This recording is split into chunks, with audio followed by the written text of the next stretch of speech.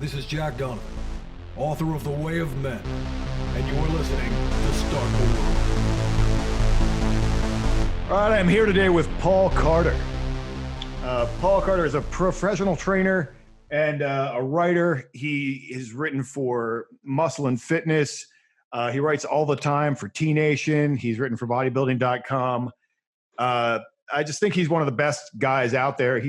I scroll through his Instagram feed and find good little tips all the time that I work into my own routines, because what I like about Paul is that he's not gimmick oriented. He's not gimmick driven. Like, he's doing the basics and just a little bit better all the time. And I really like where he goes with that. And I also hired Paul a few years ago to do my diet.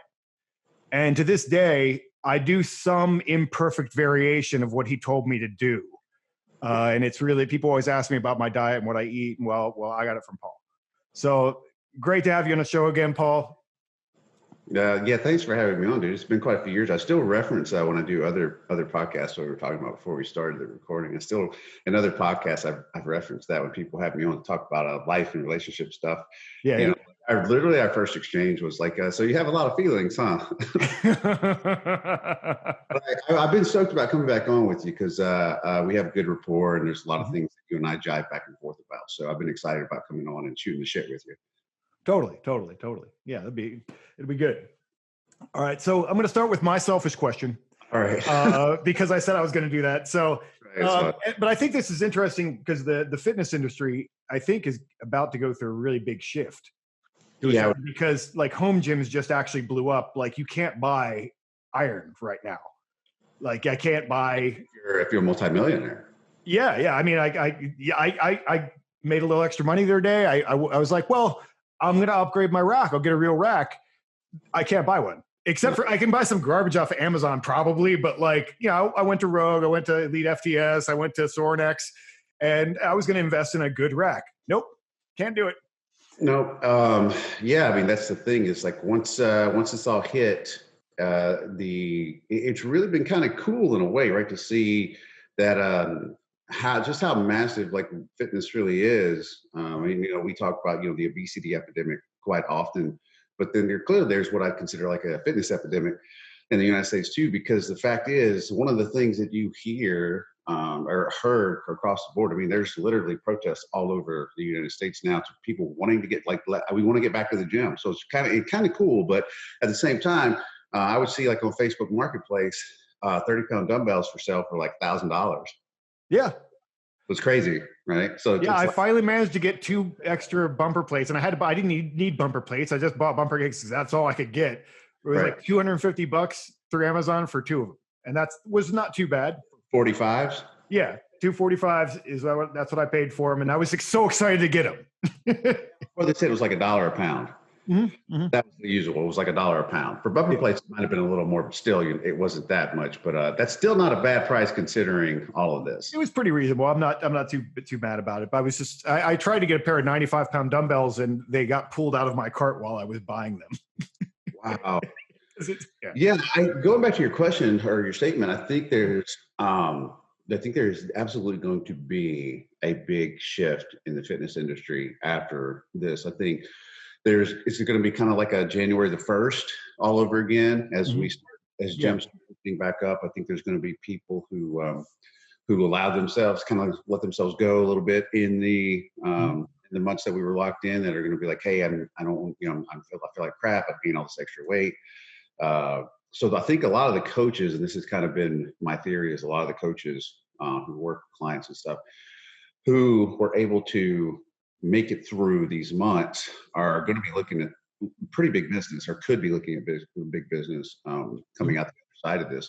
But it could change how we approach the fitness industry from a business standpoint too, because I know like Gold's filed for bankruptcy, and say 24-hour fitness is either going to or whatever. I don't know what the survivability rate of a lot of the franchise gyms are going to be after this, but I think it's clear to say that the fitness landscape will be severely changed, probably for at least for a significant period of time. After all the restrictions are lifted, I think there's going to be some new models that come out of this You think about it this way: if you have a private studio that had a limited amount of clients, say like 200 or 300 people that come in, that could still manage to stay open, during these months or whatever, and say, okay, we're only going to allow, so many people in, depending on what all the regulations of the state were.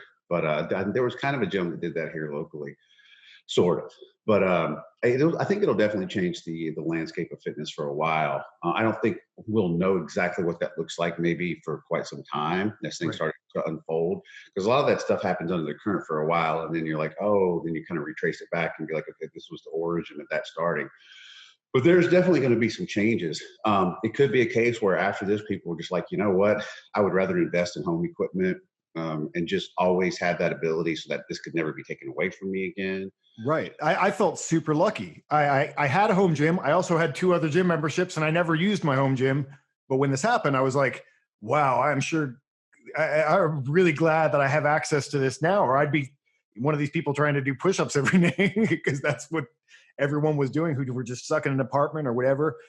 And, but actually one of my questions, my actual question was, which question? You've seen this big shift towards everybody was working out with bands. Yeah. Right. You've seen this big shift with bands and whatever. And I actually got a band because I had weights and whatever. And I actually found there are certain things that I really liked bands for.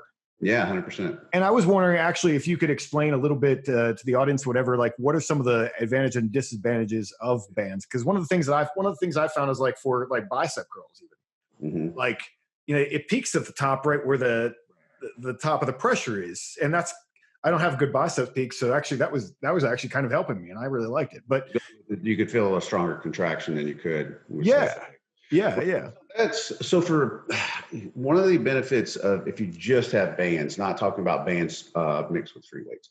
So one of the benefits that you have with bands is that for movements that are working the muscle in that shortened position, and what I talk about is, for example, like if you're doing like a chest fly or you do like a spider curl, or anything where you're working the biceps where you have shoulder flexion, right, where your shoulders lift, so you're working the biceps in like the short position. As you do the curl, right, you're going to have the band increases resistance the longer that it gets. So as you start to curl, right, it becomes harder to curl. So you get a lot of resistance pulling against, say, like the bicep or against the pecs. So for people who maybe couldn't feel a particular muscle working with a band, if they can get into certain movements, what they can feel is a greater amount of tension and resistance as the muscle was starting to contract. And like, that's what that's supposed to necessarily feel like, as long as they're using good movement patterns, right? They're not using some type of terrible form.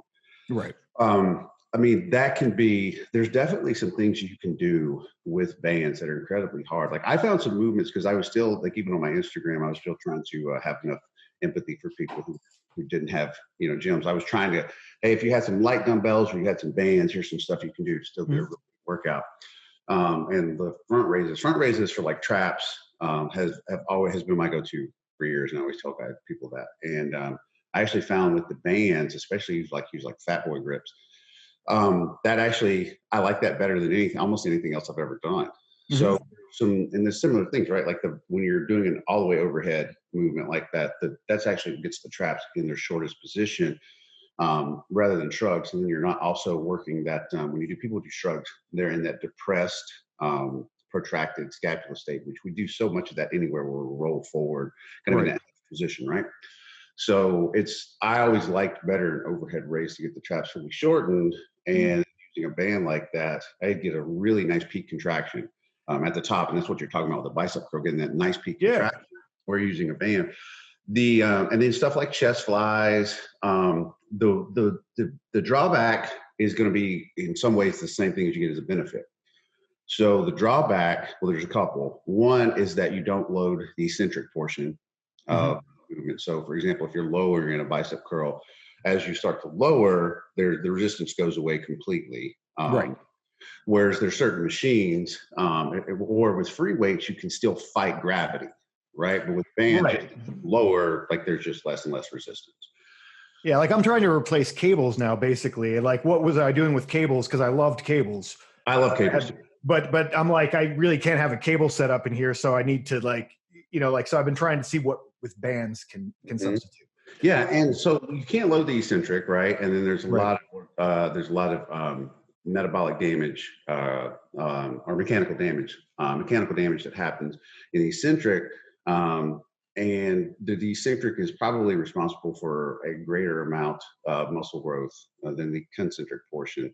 That's what we've seen oftentimes. So if you do some eccentric only training, you'll notice also that you get more sore. There's more what we call mechanical damage, more micro trauma that happens at the muscular level, right? So muscle damage isn't necessarily tied in specifically with muscle growth. We still need mechanical tension is going to be the number one driver. But I have consistently found, anecdotally, when you tend to load that eccentric or lowering portion, or you're actually cognizant of the fact that you're lowering slowly with controlled motion, you tend to have more results from a hypertrophy standpoint. So you can't really load the eccentric portion of a movement with bands. So that's kind of one of the drawbacks. The other thing is for stuff like back movements. If you're doing a row, when you're pulling in like this for like a row, if you're doing some kind of row, this is like the weakest position that you can be in. It's like when you get into that to some type of transverse shoulder extension, right? So when you're pulling in here, worst thing about that is you're really weak in that position. The band is is offering the most tension in that position. So it's what you call a really bad resistance profile. Right. What you want to have, and it's unfortunate, most back movements are this way, even with free weights, is that I would see people attaching bands to even like some of their free weights, rowing. And I'm like, okay, you're taking a shitty exercise and making it worse.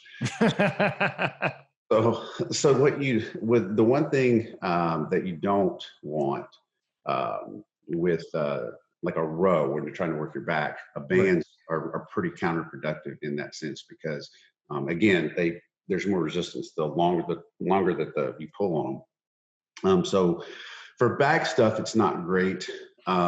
It's unfortunate most back movements work that way anyway.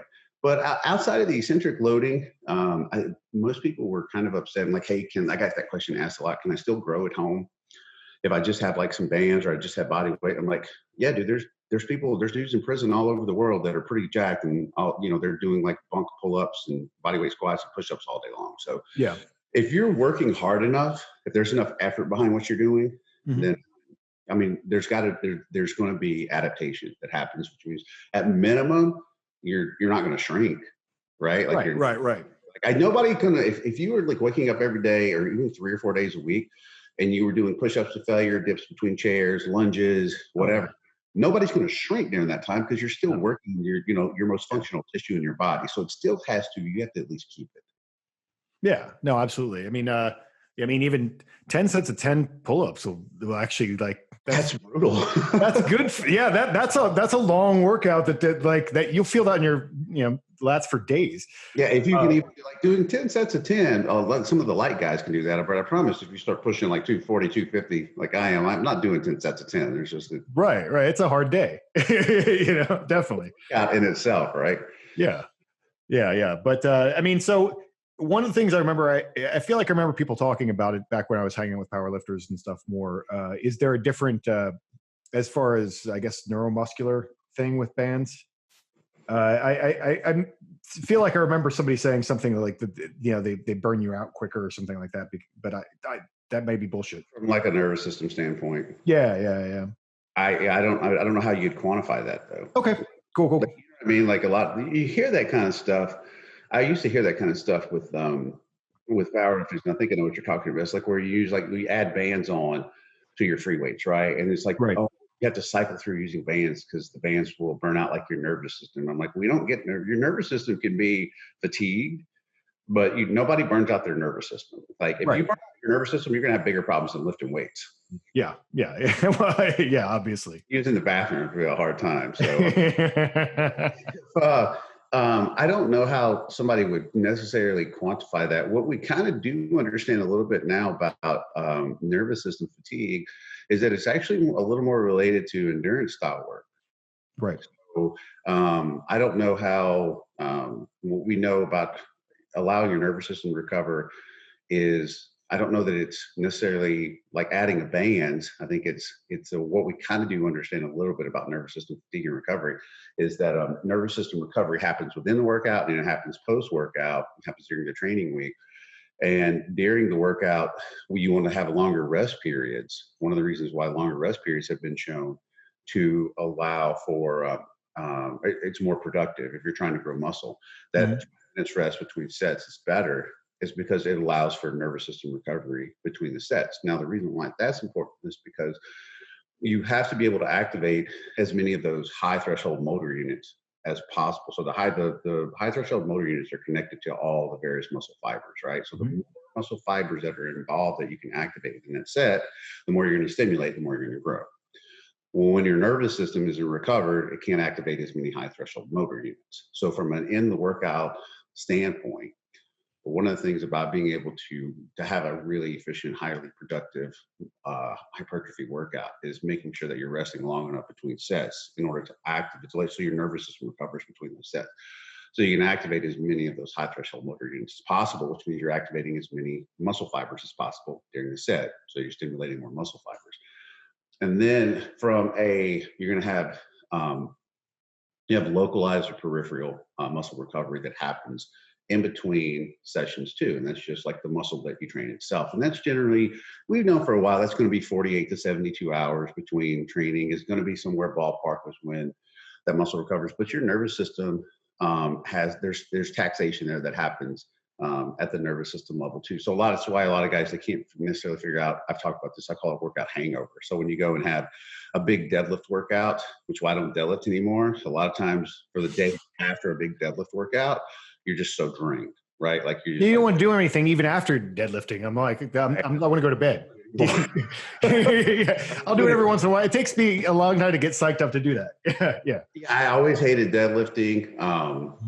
Like once I retired from powerlifting, I don't know that I deadlifted maybe 3 times in the last, 6-7 years, but I've consistently found when I don't do regular deadlifts, I can train way more often. So one exercise I found across the board that it really causes a great deal of inroads to systemic recovery.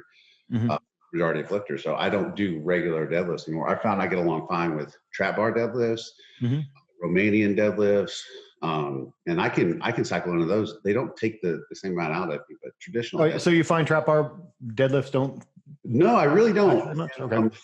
The way that I do them is more glute loaded. As I've gotten older, one of the things, and I've talked about this a lot, is I do a lot more glute and hamstring training.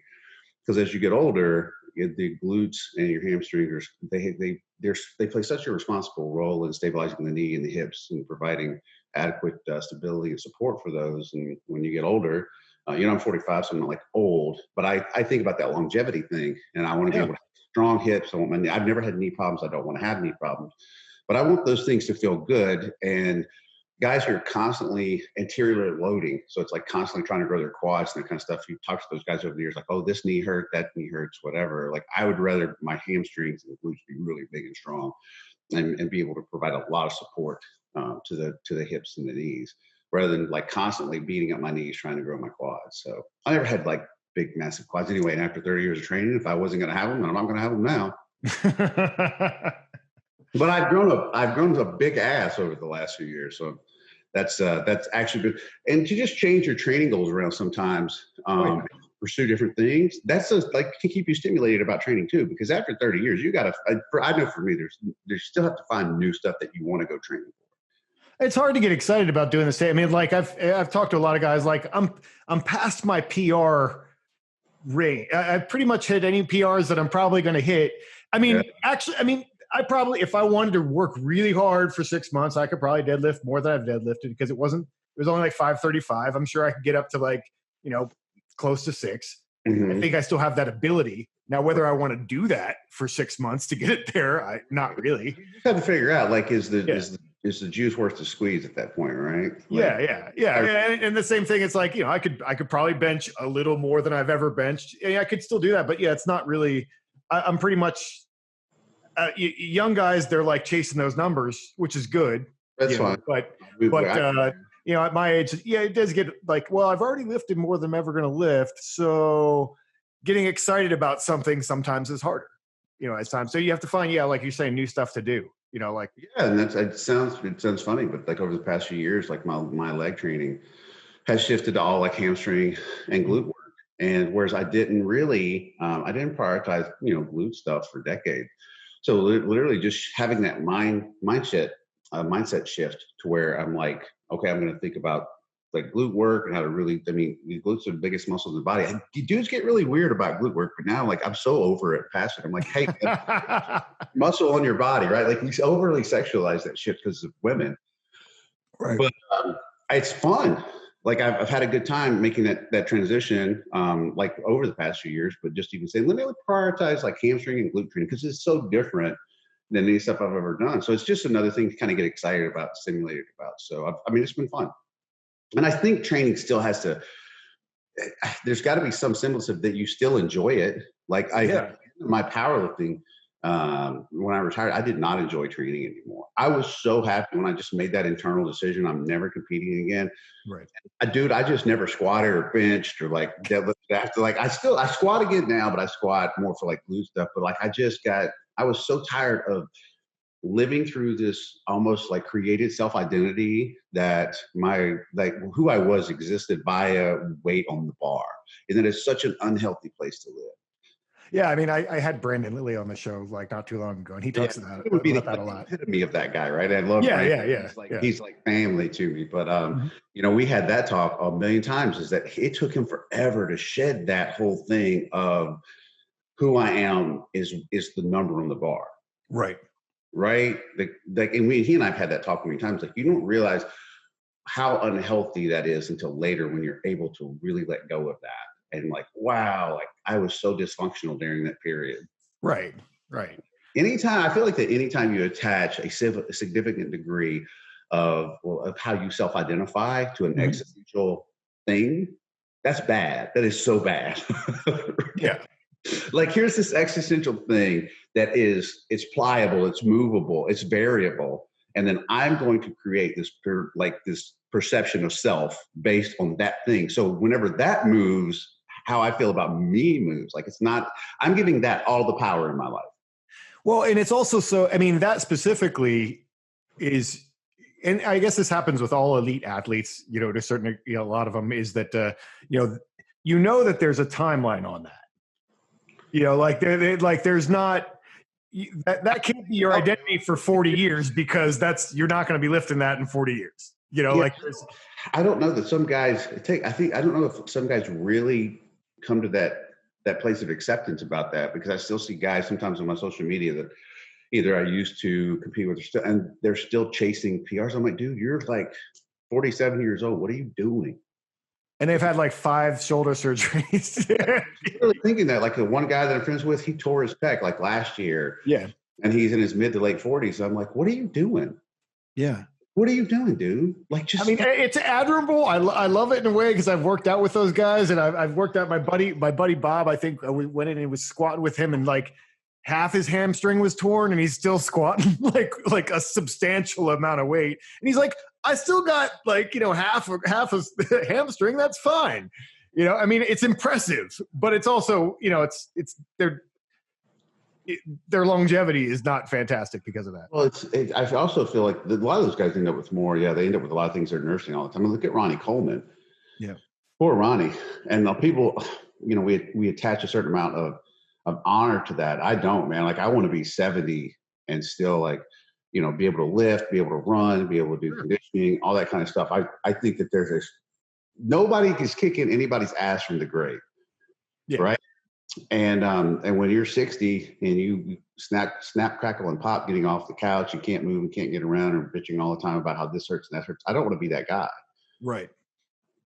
So like a lot of the stuff that I do now, that's why I'm so big on using selecting the right movements, making sure you're performing them, good mechanics, and those kind of things, because every exercise you do, when you think about it, has a potential to be corrective in terms of how your body functions if you're doing movements correctly, right? For your structure, if you're using the right kind of mechanics and those kind of things, it can literally help you, just like how you feel, how you move, and those kind of things.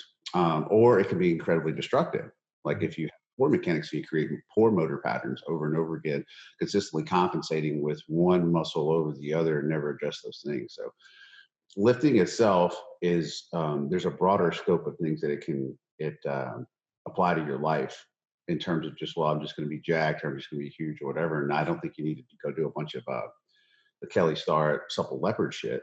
But I think that if you understand, you really understand a certain degree of the mechanics of how the muscle works, and then how to apply particular movements into your training, so that way they it's not just, hey, I'm growing and I'm targeting this tissue and I'm stimulating this tissue to grow, but I'm also making it work correctly in its functionability. Um, and so that's something that is something I've definitely transferred over to. And I just think that's something a lot of guys don't think about, which is why they're like, oh, I got to do this half hour of mobility before I can lift. And I got to do this certain stretching, and I got to do these certain corrective exercises before I can even get under the squat bar. I'm like, well, maybe you should just learn how to squat correctly first. So that's kind of I've had a big mindset shift in the last few years with that stuff. Yeah.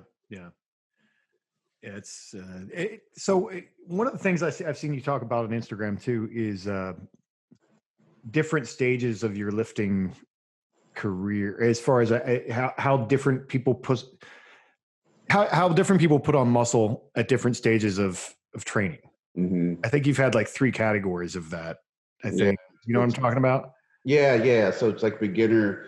Most of the beginner guys is it's a the adaptation requires neurologically. So there's what happens is as your body is learning the movements as a beginner, it's muscle accumulation is more or less the byproduct of that neurological adaptation, right? So that's the adaptation that's occurring. You're trying, when you watch beginners lift and they're all shaky and they can't quite move correctly, well, they end up growing really fast because their body's having to adapt really quickly to the stress that's being applied, right? So the body's like, holy crap, I gotta grow some muscle here because you're asking me to do these movements, and there's loading that's being applied to it. So let me prepare the body to be able to do this stuff. So beginners grow really fast because it's basically a neurological byproduct. Muscle growth is a neurological byproduct.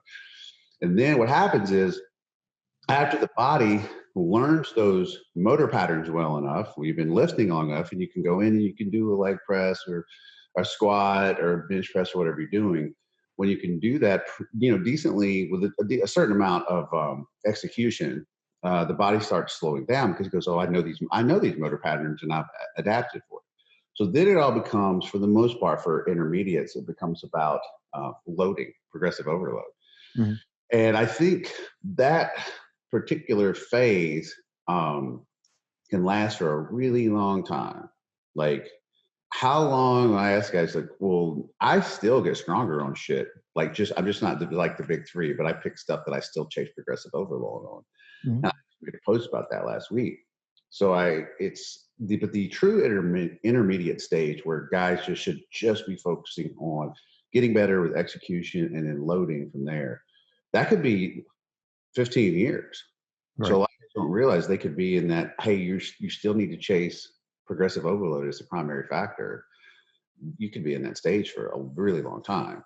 Mm-hmm. And so then what you kind of come to a place where I consider truly like advanced is a place where you're focusing really on just muscle fatigue over and over again. And advanced guys, I think, can still eke out some muscle growth. It's not going to be in very large amounts. Mm-hmm. You can improve like certain muscles that are lagging behind. Like I talked about, like my glutes over the last few years. I mean, I've been training for 25 years. When I retired from powerlifting, I was like, man, I just had no ass. And that's like, the whole squat meme, like she squats, because that's like, well, I squatting almost 700 pounds. I have no ass. Right. So I was like, okay, well, maybe I had to learn how to squat for, an ass, but I had to learn how to build an ass. And so I still think advanced guys, they can be like, you know what, this particular muscle group sucks, and they can improve that muscle group.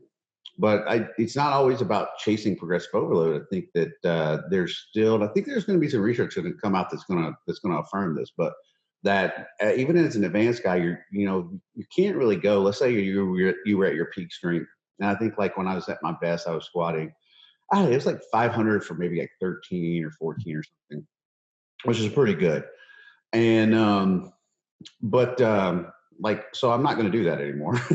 If I wanted to grow my legs, or I want to grow I grew my glutes, right? I grew my glutes despite the fact that I probably, I think, now I did squat, I think it was like 400 for like 12, like a couple of months ago or whatever, which isn't terrible. But I don't really care about that shit anymore. The point that I'm trying to make here is I still grew a muscle group without focusing on like getting really strong on the compound lifts. So, Right. so when you get advanced, I think you can approach it from different angles where, okay, I'm going to focus on achieving like this stimulus that I need to grow this muscle. And you can achieve it through fatiguing muscle fiber. Like for example, doing drop sets, doing cluster sets, doing, supersetting particular movements like pre-exhaustion and post-exhaustion and things like that. So there's a multitude of ways that you can approach achieving like this significant degree of fatigue, which is still going to be like the body still needs to adapt to that particular stimulus by way of muscle growth. So anything where the amount of stimulus is going to be high enough and you can recover from it that will cause remodeling at the muscular level, it will cause muscle growth. Mm-hmm. So there's a lot of things that we don't know in terms of like what's really 100% defined. But I do believe, like I said, I think there's going to be some research that's going to come out that's going to show that you can still grow muscle without like progressive overload happening. But I kind of anecdotally know that, like I said, because there's lots of advanced guys that have grown muscle, gotten better, and they're not as strong as they used to be. Right. So that's kind of like the three stages, I think. So it's like for beginners, you're going to be looking at muscle growth as the byproduct of neurologically adapting to learning the movements. Beginners usually intermediates are just chasing a lot of progressive overload. And then advanced guys, a lot of times are doing things to achieve a higher degree of fatigue for stimulation at the muscular level. So that's kind of how I look at those stages, and they can last different periods of time for different people. Cool. Now, I always think of you as someone, for obvious reasons, what we just talked about, is to ask more advanced questions. But obviously, I think someone asked earlier, like, where would you point someone if they were just getting started? Oh, honestly, if you're just getting started, and you're like a noob, like where to go, I would tell people, as far as like from a programming standpoint, it's really pretty tough to beat a lot of those old full body routines that guys used for decades and decades back before steroids were a thing. Mm-hmm. I'm not necessarily saying like Eugene Sandow. I'm like a little further. I'm trying to think who all, like, a lot of stuff that Reg Park did. Mm-hmm. I mean, even though Reg was like a genetic elite, right. But you could scale back his volume and look at some of the stuff he did. But I still think those have merit. I think it was the old Mad Cow routines, the 5x5 stuff. I think for beginner guys that really just want to look at programming, focus on just like the basics for a while, then a few things that they usually throw in there, like some curls or some tricep work or stuff like that. That's kind of where I still tell beginners to go to. Now, I say that, and this is do as I say and not as I do shit, right? Right.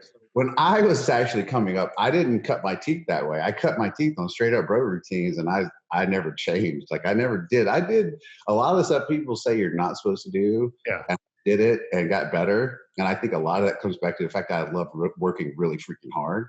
Yeah. And when you work really freaking hard, you overcome a lot of dumb shit that you're doing.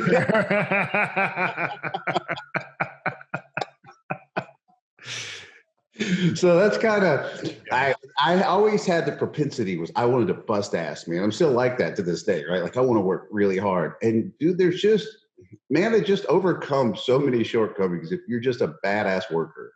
Yeah. I feel like you can't teach somebody intensity. Like you can't explain intensity, like that's a big difference, If you have like my first lifting buddy that I used to hang out with, he used to, he was kind of dramatic about it, but he would just lift until he was like falling out of the like leg press and stuff like that. And I'm like, that was not what I was doing before I hung out with him, and so we were, in there for like 2 hours and just like working really hard. And once someone has done that, you're like, that's what working hard looks like. Okay, exactly. Okay. And what's funny is over the years, when I've had people come train with me, mm-hmm. I would say 9 out of 10 times, and this is not like I'm some badass, like, dude, I'm not saying that. I'm saying I learned what I cut my teeth on was a lot of like the principles that Dorian Yates espoused, like heavy duty training to like the real failure, high intensity, high effort work. So that's what I learned really early on. That always stuck with me. It spoke to what I call like my training soul, like where, what resonates with you strongly. Like I wanted to go in and train as hard as possible. That's what felt right to me. And over the years, when I've had people train with me that don't really I don't think that they're necessarily lazy. I don't think they're necessarily lazy. Not always. I think they don't understand that particular type of training because they haven't done it. And like, I'll give like an example. Like I've had guys come out and train with me, and like I'm just doing normal workouts, man, and they're like wasted at the end of the workout. Yeah. And because they're just not training to failure, right? They're just leaving so many reps in the tank. Like that's like they'll do something. I'm like, that is my warm up shit. And I had this girl train with me when I was at in Columbus at the Arnold. She was a competitor, and like she would quit at a certain point in the set. I'm like, why are you quitting? And like, I'm like, you got to keep going. And then I had to talk her into keep going. And I'm like, wow. I mean, she looked amazing. She was an IFBB pro, but she didn't understand like that concept of really training till like, okay, that's it. Like, can't get another rep. And so there's a lot of people that truly either they don't enjoy the training that way, or they simply don't understand how to train that way. So when some of these studies come out, when they start talking about, I'll ask, did these subjects train to failure? Or that's what I'm thinking. And they'll say, but they call it volitional failure. And volitional failure is crying uncle. Volitional failure is not the same thing. I love that phrase. That I'm going to have to steal that for something. Volitional failure is a great title of something. Yeah, right. And so that's what they call it volitional failure. And it's when the person goes, I've had enough. Right. And I don't know that. Like, there's got to be a shirt waiting for that. Have you never made that barbarian shirt like that I wanted either? Like, I knew you were going to bring it up. I was like, I almost have to like upload something real quick because I'm like, I know he's going to bring that up. Wow, I just forgot till just now. Like I told you, I make that shirt for years.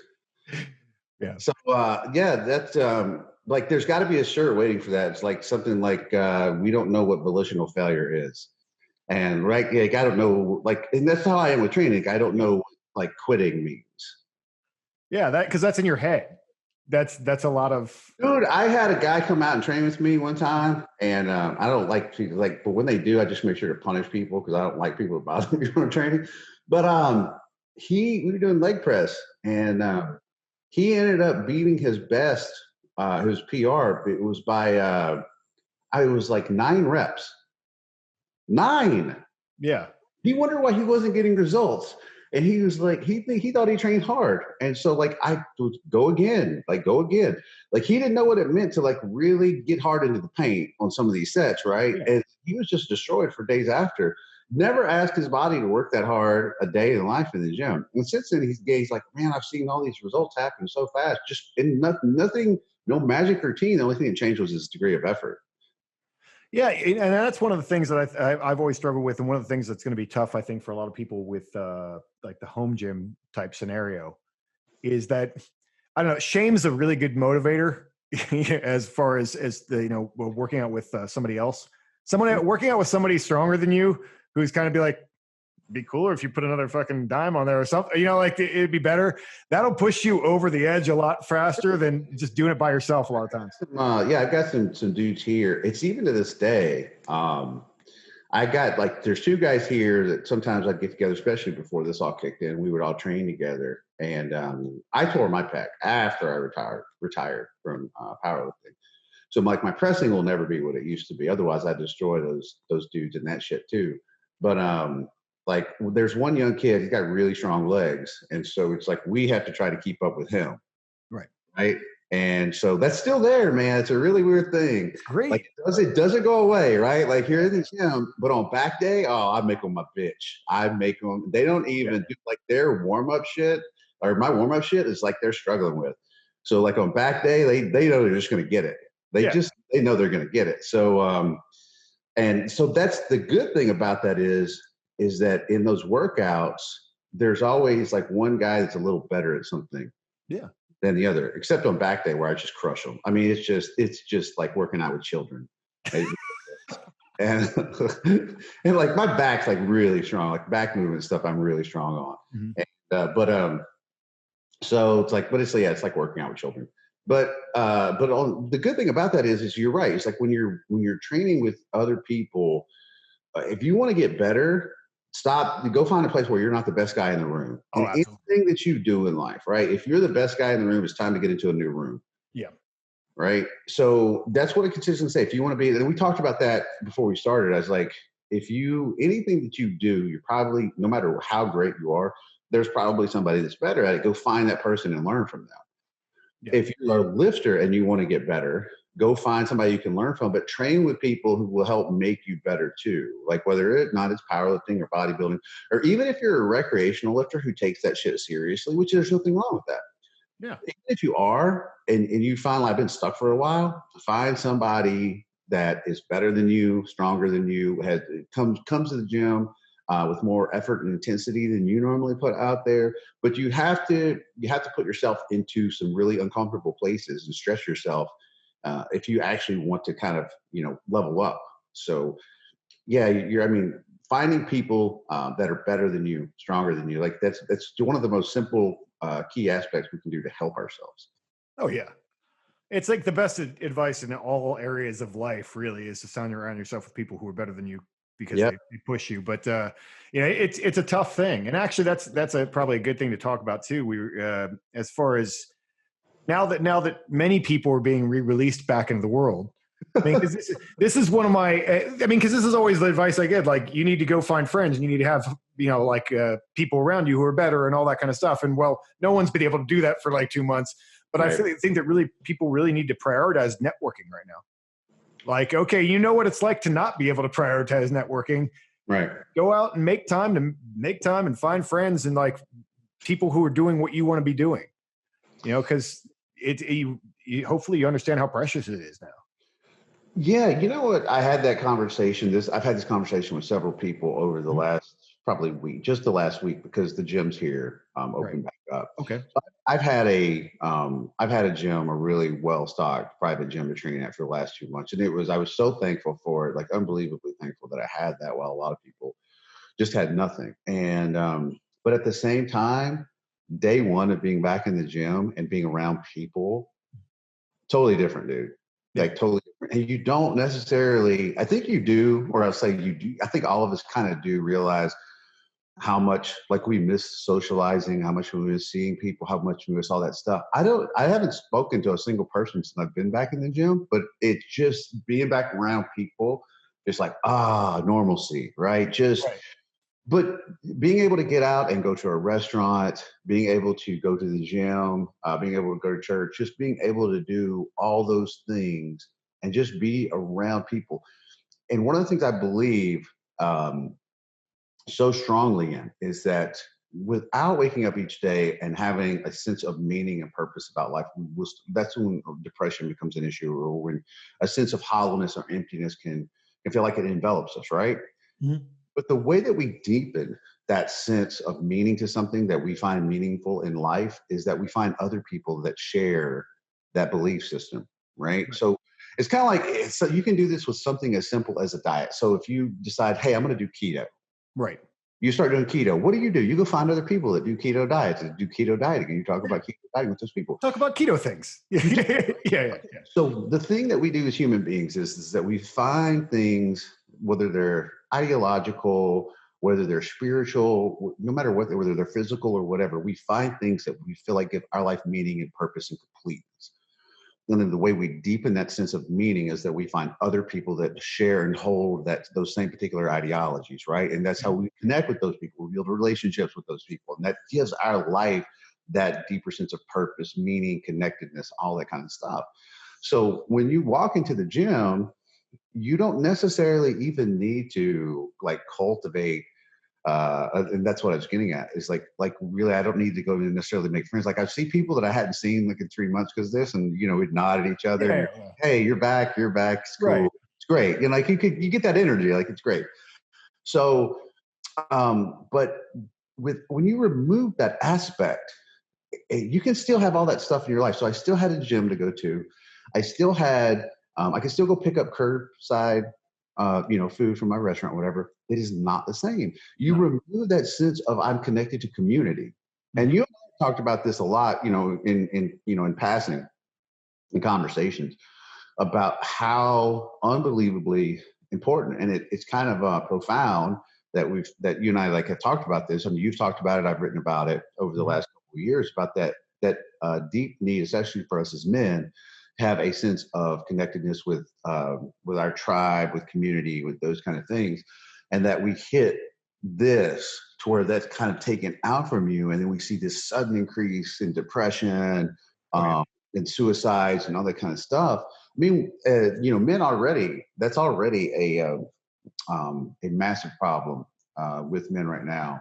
And now you take this away, and you say you can't go socialize, you can't get out, you can't date, you can't do all the stuff that we're normally used to connecting with.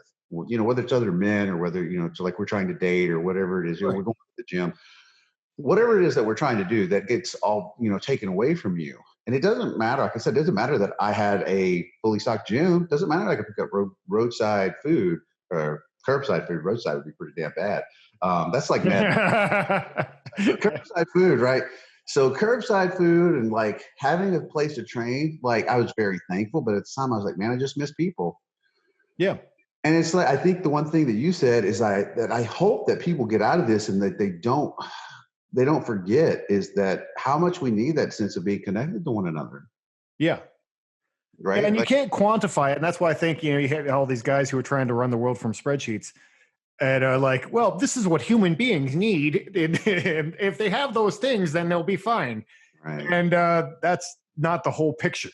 That's not the whole picture at all. And I think that, people need to feel like they're part of their community and they have other people around them who share the same ideas and they're connected to people. And I think it underlined really how a lot of men are really isolated anyway. Mm-hmm. I mean, especially the modern life, and I talk about this with guys all the time, modern life tends to isolate men. It's like they get their girlfriend or their wife or whatever, and then that becomes their whole world. And then all their friendships with other men slowly disappear. Yep. And then they just don't have, then they just have that. And then if their girlfriend leaves them, then they're just completely ruined because they've got nothing. Right. And they need to be embedded in a bigger system. Yeah. And, women, if you've looked at the statistics, so it's like if in a married couple that, are together for a long time, when the wife dies, the husband will usually go pretty quickly after she passes away, if she goes first. But if you reverse that, if the husband dies, the woman can live for a long time. It's really common. Yeah. And what they kind of theorize about that is that women do a better job of creating that larger emotional footprint. So women go out, they tend to have other women they connect with. Mm-hmm. When they tend to have with their bingo night that they go and they do together. And, they find things to create and cultivate in their life. And I even see that stuff starting at pretty early ages, both across like males and females with that stuff, is that males tend to become more isolated as older. We tend to reach out less. We tend to connect less. We tend to spend time with other men less. It's like you said, especially once you find like your partner that you're going to be with. You find that from a lot of dudes. They just disappear. Your buddy just disappears. And, And I think it's great, like dedicating your life to your partner, but it doesn't mean that you have to cut everybody else out of it. I think it's more apparent to me now than ever is like, as you have that relationship with, like where you get married or whatever it is you're dating, that you still need to stay connected into those friendships. And the Grant study out of Harvard, which is like it's a longitudinal study that spanned over like 75 years, looked at that. And like the quality of our life by the time that we get to our deathbed, how we view our life, the degree of quality that we've lived is completely, or it's directly related and correlated to how we felt about the degree of relationships that we had in our life. So were they really fulfilling? Were they loving? Were they impactful? What those relationships like, everything from our parents to siblings, to friendships, to all those things. So at the end of the day, is like the degree of happiness and fulfillment that we have in our life is directly related to the quality of the relationships that we continuously build and have, that we surround ourselves with. And it's so important to continue to build those friendships, to connect with your friends, stuff like that. I've done a really good job. I'm pretty proud of myself. I've done a really good job in this time of having phone calls either every day or every other day with my buddies, where we talk for a few hours. And man, it helps a lot. And even if you can't get with them and hang out, because they're spread across all over. I have some locally here too, but it does help a lot. It really makes, because like if you can, you and I both are big talkers, I think. So like you can probably get on the phone like with the right friend and talk for 3 or 4 hours, and it's just a good time. Yeah. Right. And I always find it weird. People like, I don't want to get on the phone. I'm like, well, I don't want to text all day. I don't want to text all day. I would rather somebody call me. We can talk about more in a 15-minute phone call conversation than we can spend talking about like texting for the next 4 hours. So, and plus there's inflection in their voice. There's context of the conversation. There's all those kind of things. One of the worst things I definitely found is, man, when you're dating, don't argue through text. Holy shit. Oh yeah. And just any actual kind of relationship, if you're having any kind of conflict, don't have it through text. I mean, I've definitely created some big, like in Telegram chats, and like I've created some stuff that probably didn't need to get out of hand.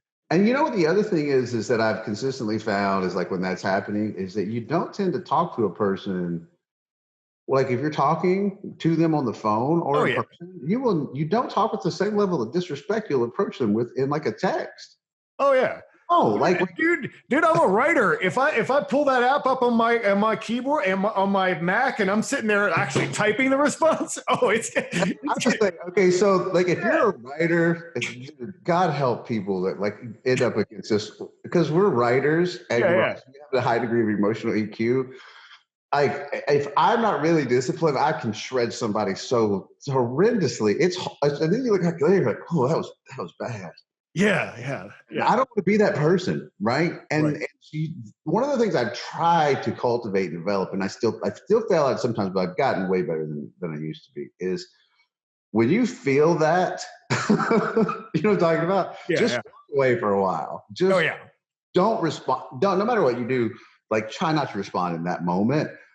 Because when it escalates at that point, the other thing is you're hurting somebody that you love and you care about. Whether or not you're going to work out with that person, I still think that there's something to be said. I don't know how much you follow Jordan Peterson. I love his stuff too.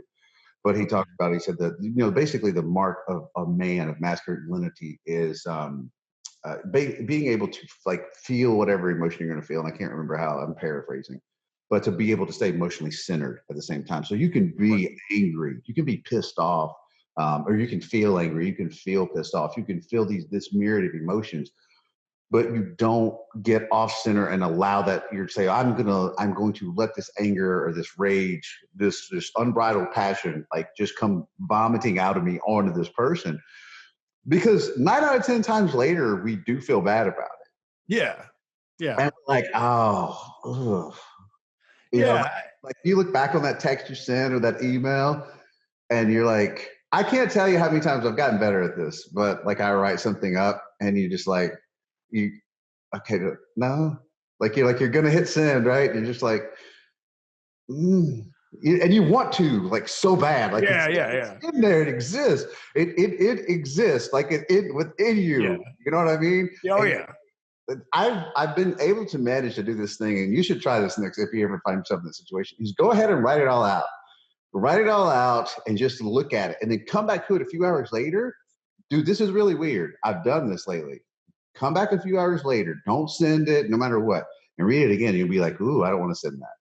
Yeah. Because when the emotions die down and subside, and your brain is able to kind of move back over from that thinking to observing brain, and you're working from a more logical standpoint, you'll realize, whoa, no, this, like when that person if they would have got that, wow, like, there's just no need for it. But I've been able to do that more lately. When somebody was like text me or something, and I'm like, oh, you want to get it today, don't you? So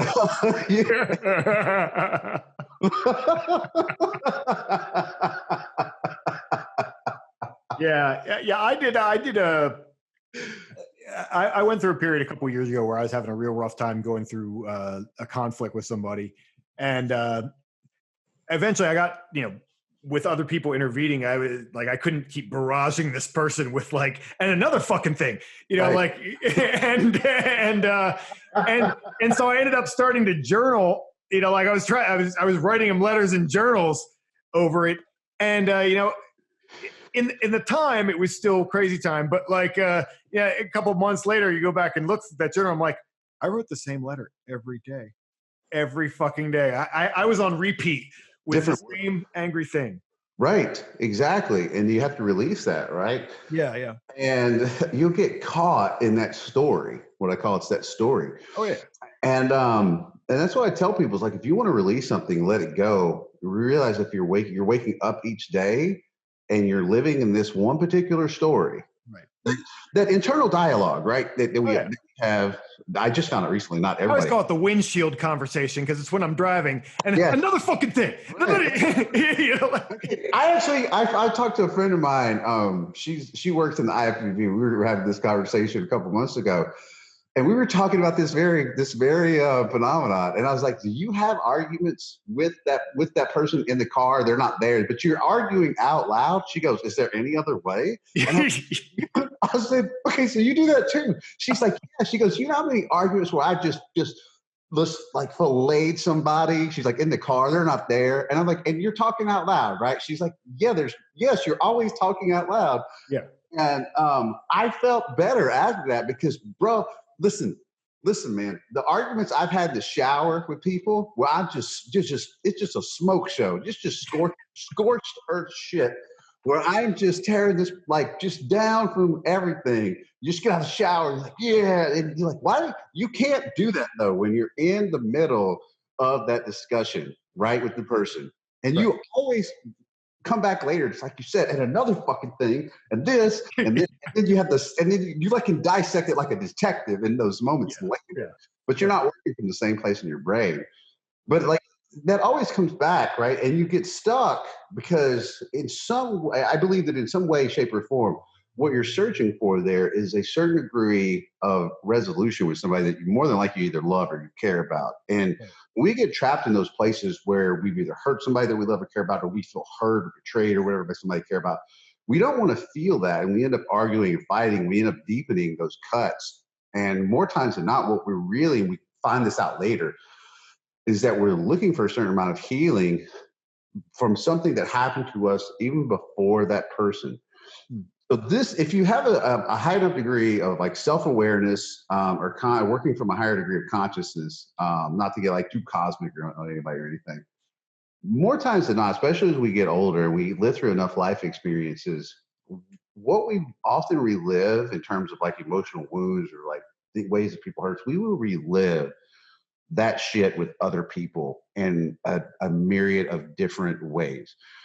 And it's unfortunate because what happens is that somewhere along the lines of us growing up and living life and interacting with people and loving people and caring about situations and caring about them is that something shitty happens to us. Somebody does something shitty to us, we get betrayed, we get lied to, we get cheated on, any of those kind of things that tend to cut really deep into us. And there's something deep in our subconscious that sometimes creates this little voice that we deserve that we deserve that shitty treatment, that we deserve that shitty outcome. And we end up trying to recreate, or we end up recreating those particular beliefs because we end up developing this cognitive bias that, well, I deserve that thing that happened to me, I deserved it. So a lot of times we'll get into, when we start having new relationships, especially from a romantic standpoint, we'll have those new relationships, is that we will absolutely believe this person is going to do this to me. This person has these qualities about them, whether that's true or not. Cognitive bias is so strong in those situations. You believe that somebody is cheating on you, they are. Right. You find out they are. Well, it's tricky too. I mean, it's a little bit of a survival adaptation because you're recognizing patterns. Right. You're like, well, this other person did this thing and this thing and this thing and this thing. Therefore, I can expect the same result. But it's not always. But it's not always true. Right. Yeah. And that is a thing that's a part of the cognitive bias, is that what we think that we're seeing a lot of times is, because I always tell people, until you start working from a higher degree of consciousness, you're not a true seeker, you're a right seeker. I'm right about this. Let me go find all the ways that I'm right, right? Right. So we're right seekers. We have to become a true seeker. And a huge part of becoming a true seeker is not making assumptions. So when you're like in a relationship with a person like that, then if you're actually trying to seek the truth, you come to a person, ask questions. Hey, look, don't make accusations. As soon as you start making accusations, the person feels like you're doing character assassination, right? That never leads to good places. Right. But if you simply start asking and become inquisitive about what's going on, and then open up and work from a place of real vulnerability about, hey, I struggle with some of this shit because I had some stuff done to me that hurt really bad, and give that person a chance to either know, like, hey, here's some insecurities that you deal with. How can I help create security between us? How can I create, a better degree of communication? And be like, hey, that stuff happened to you. You didn't deserve that shit. And I'm going to be a better person to you than they were. Just, like, I know it might take you a while to trust that, but just come to me and talk to me.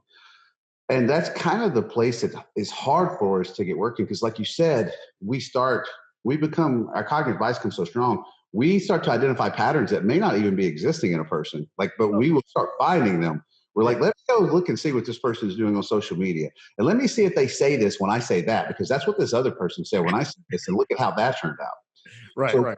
Get into this pattern behavior. And then we start blaming the other person when we're the one that's actually fucking creating it.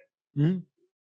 And if people are really introspective, they'll come to that realization. They'll have the aha moment, like, holy shit, yeah, I did do that. Because like this one person really fucked me up that I was with. And then when I was with somebody else after that, I kept finding all these people that were doing the same thing. Do you honestly believe? I think that people can find certain character traits in other people, and they're attracted to that because familiarity is comfortable. But I think we can also help to create and manifest certain outcomes by what we're doing with other people too, because we believe so strongly they are going to do these things. Yeah. And when they're not, it pisses us off because they're not affirming that we are correct. Yeah. We don't like to be wrong. Yeah. Well, I mean, everything's, like you said, everything's a story. Everything's a story. Everything's a story, but words are a story. Words are a story about stories. It's all these stories we get to trap them in, and changing someone's mind is really changing their story. Like you're shifting, you're putting them in a new story. I love that. Absolutely. Yeah, 100%. I don't know why I never thought to say it that way. That's great. And then, well, I mean, that's what a lot of things, if you look at like some of the social conditioning that's going on right now recently, like here's the narrative that we've prepackaged for you in a certain set of words that you're going to repeat over and over and over again. Mm-hmm. That just happened on the biggest scale in the world. But there's so many other words that, people always ask me, like, why are you so anal about words? Like, because they matter. They super matter because someone packaged that word together for that little word sandwich together for you in a specific way to bring you to a certain story. Mm-hmm. They're putting you in a certain story by using their words. I mean, I learned it a lot by like kind of dissecting what feminism does and all kinds of stuff. And well, just because a lot of that was political. And then so like if I would say they use the word hypergamy. No, hypergamy is a different thing. Hypermasculine. That's a value judgment because it means too masculine. For who? Right. Like for who? So you're making a value judgment is assumed into that. And so if you use that word, you're saying that's hypermasculine. Well, for who? For what purpose? And what in war? Is it in the office? What's the situation? Like a word without context has no meaning. Right. But like the person who's using it is always making a value judgment. Because whatever you're doing is writer thing, because I'm really big on that. My former wife used to tell me that irritated her because she would say I overanalyze words. I was like, words fucking matter because they tell you so much about where a person's working from. Oh yeah. And so like I would pick up on one of the things when I went through therapy that my therapist pointed out to me was, and I don't know, like this is probably something you would end up being interested in too, is that so how we talk to ourselves, the words that we use internally have such a dramatic effect on how we behave. Mm-hmm. Such a use a lot of absolutes. Mm-hmm. Like it has a way on how you feel, perceive situations. Yeah. Right. Absolutely. So if you use phrases like never, always, all the time, stuff like that, anything, when you use absolutes, it frames in your mind that the situation is this way. It's always this way. There's no, you know, there's no derivative from that particular situation. And like what we end up doing is, we talked about this a little before, is like you end up living in those truths that are not real truths. Right. Like my wife always yells at me. Does she always yell at you? Like 24/7? Yeah. Always yelling at me. Like, you never do whatever. Really? Whatever, you never do it. So in your mind, think about this. So let's say you're like, you feel like you're disappointed, like in the relationship that you're in, but you've been repeating that story in your head that they never show up for me in the ways that I need them to. If that is what you're repeating in your head, you have created an absolute. So this person literally, if you've told them, say like, like when I come home, I just want you to just greet me at the door and just give me a hug when I get home from work. Mhm. And let's say they do that 3 days of the week, but you want it every day. But if you say they never do it, you're not even acknowledging the few times that they are doing it, right? So we create those stories in our head, and then we're not living in the truth of what's going on in our life. We're not stepping into the truth of what's going on in our life. And even if we want things to improve, we have to acknowledge what the truth and what reality really is in those moments. And when we use things like absolutes in that internal dialogue, or we use them in our speech, then we create this narrative in our head about what our perception is. And people say, well, your perception is reality. But the problem is we can distort reality all the time, and we do distort reality all the time. And if you do not learn how to have healthy internal dialogue and then healthy external dialogue to connect with, you have a constantly distorted reality. And it's amazing if you sit down and you say a phrase to somebody and ask them to repeat back to you what it is they just heard, how opposite that, like I can say something to a person, say, now repeat back to me your perception of what it is I just told you. And then when they do, I'm like, that isn't what I freaking said at all. And then sometimes you're like, wow, we are really not connecting on communication. Right. And words are just important for that reason. Oh, totally. Yeah, words are everything. I mean, I'm a word nerd at this point. I mean, that's what I'm actually interested in the history of words, because like in the way they change, because then that changes the story of the word as well. A lot of people will be like, well, this used to mean that, now it means this. And they've changed a story about reality by changing that word. Yeah. I mean, that's what the biggest things, I mean, obviously in my frame of work or whatever that it's come across in is like, there's been really a war over like the word masculinity and what it means for like decades. You can't people had a pretty good idea what it meant. And then people wanted to change what it meant because they wanted to change reality.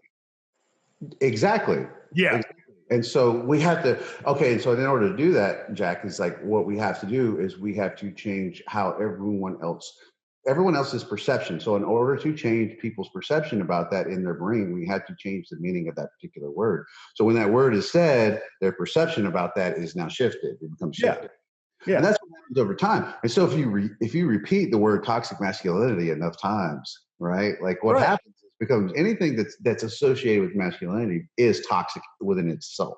Oh, exactly. Yeah. Yeah. They've manifested that reality. Right. So then what has to happen from there is in order to, so you have to, it's kind of a neat little social ideology, right? So in order to make masculinity something new, the first thing we have to do is tear it down and make it mean something it doesn't. And then we can reframe it later to mean something that we want it to mean. Yeah. Oh yeah. That's exactly what's been happening. And the thing is, it's explicit. They know they're doing it. Like if the actual, like at the academic level, that's actually what they've been doing the whole time. But like the people who are using that, like on social media or whatever, like they're just actors. They're saying the role that they've been kind of set up for them. Right. And when you challenge that, I'm like, okay, look, and one of my metaphors for that is like, look, if I have to make a specific kind of cake, and if I have to make this cake, and here's the ingredients I have to have, and have to have all of these ingredients in a specific amounts for it all to work together to make this specific cake that has this texture, it has this taste, and this consistency, and all those things, then I can't have any derivatives from the ingredients, from the measurements, any of those things for it to come out that way.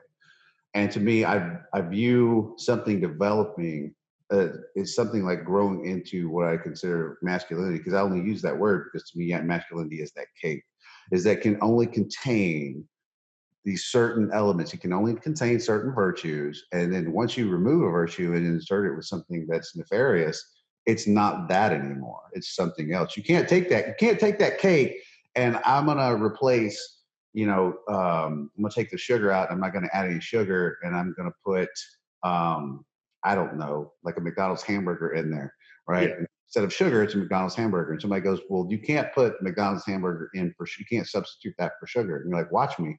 But you're not going to get the cake. Yeah. Food is like, to me, I always, and you had a good phrase about this, is like sometimes you can't always necessarily define what I would consider like honorable masculinity, which we have to preface it with that, right? Otherwise, well, that's a whole different, because then that's a qualifier. like that's qualifier. So that shit, then we're talking about a slightly different thing. Okay, so you said it's like it when you see it. Yeah. I just think it's almost that simple, right? And but somebody at the same time, all depending on what you grew up seeing from a social standpoint, is like how you would define it. But the thing is somewhere along the line we know that there's such a thing as absolute morality. You grow up, you know that it's not okay to steal, you know that it's not okay to murder people, you know that it's not okay to rape, or you know these things like instinctively, like not even just from a social construct, is that if you're born with I feel like any degree of moral compass, you understand, like for example, taking something that's not yours is not okay. Yeah. There's, I mean, they call them human universals in anthropology, just because basically, and it's very tribally oriented to a certain extent. I mean, like we live in a weird society that's not tribally oriented, so like it's just kind of by osmosis we get all that stuff and whatever. But I mean, normally it's like rape is always bad in your tribe. Now that they went, many tribes have gone over and raped all the women in the next town, and that's okay. But like, rape has always been bad in your own tribe. In your own tribe. And the same thing is like, I mean, that's a human universal always. We're laughing about the fact that these things have. It's like there's qualifiers for like your behavior patterns too, right? It's like you don't murder anybody here in the tribe, right? But let's go take over this land. Right. Same thing. Like, and same thing with don't steal. Well, it makes perfect sense. Don't steal from the person you share everything. Like, okay, we're all in a tribe. I'm not going to go into the hut over there and steal his shit. Right. But we go and start to pillage. Take all their shit. Exactly. So yeah, it's definitely a qualified thing. But as a universal from your social circle, it's always a constant. But here's the thing: what that comes back to also is it's about the survivability of your tribe. That is, we're physiologically wired to only two things: survive and procreate, right? Yeah. So like that comes back to, it's like, well, yeah, it's not okay to kill unless that increases our survivability rate. Yeah. And if killing the other tribe and taking their stuff means that we all get to survive, that our level of survivability goes up, then we're going to go do that. Absolutely. So these things, a lot of those things, those constructs, we're talking about masculinity, like come back to like when you look at the world, when it's like these discussions that come up online. It's like, well, that's because somebody went and conquered this land. I'm like, yeah, dude, that's what everybody did back then. That's how you survived, was you went and conquered a land. So you survive. That's how the world has always worked forever. That way. Yeah. The amount of time that it hasn't worked that way is like this much compared to like this. Dude, I've been researching a lot of myths lately, and there's in Indo-European mythologies, there's always the amount of cattle thieving is amazing. Like with ancient Greece, the Vedic stuff into India and all that. Back in the day, I mean, because that was your wealth. And they took our cattle. The hero got the cattle back. Is a theme that repeats over and over again. Or he went and stole the cattle for us. Like that's it's created that. Exactly. It's created that hero archetype that you see. In movies, right? It's fundamental to it. He killed the dragon, or he saved the cattle. Is basically how it works. Yeah, that's the story. Every Hollywood story for where it has a hero archetype, right? It fits within that particular paradigm. Yeah. Right. Like it's one of those. Like he was unassuming, was not worthy. Like they stole our cattle. He stepped up to the plate. went and got the cattle back, killed the enemy, saved the day, got the hot chick. It's just the archetype, right? Yeah. Played over. Oh, totally.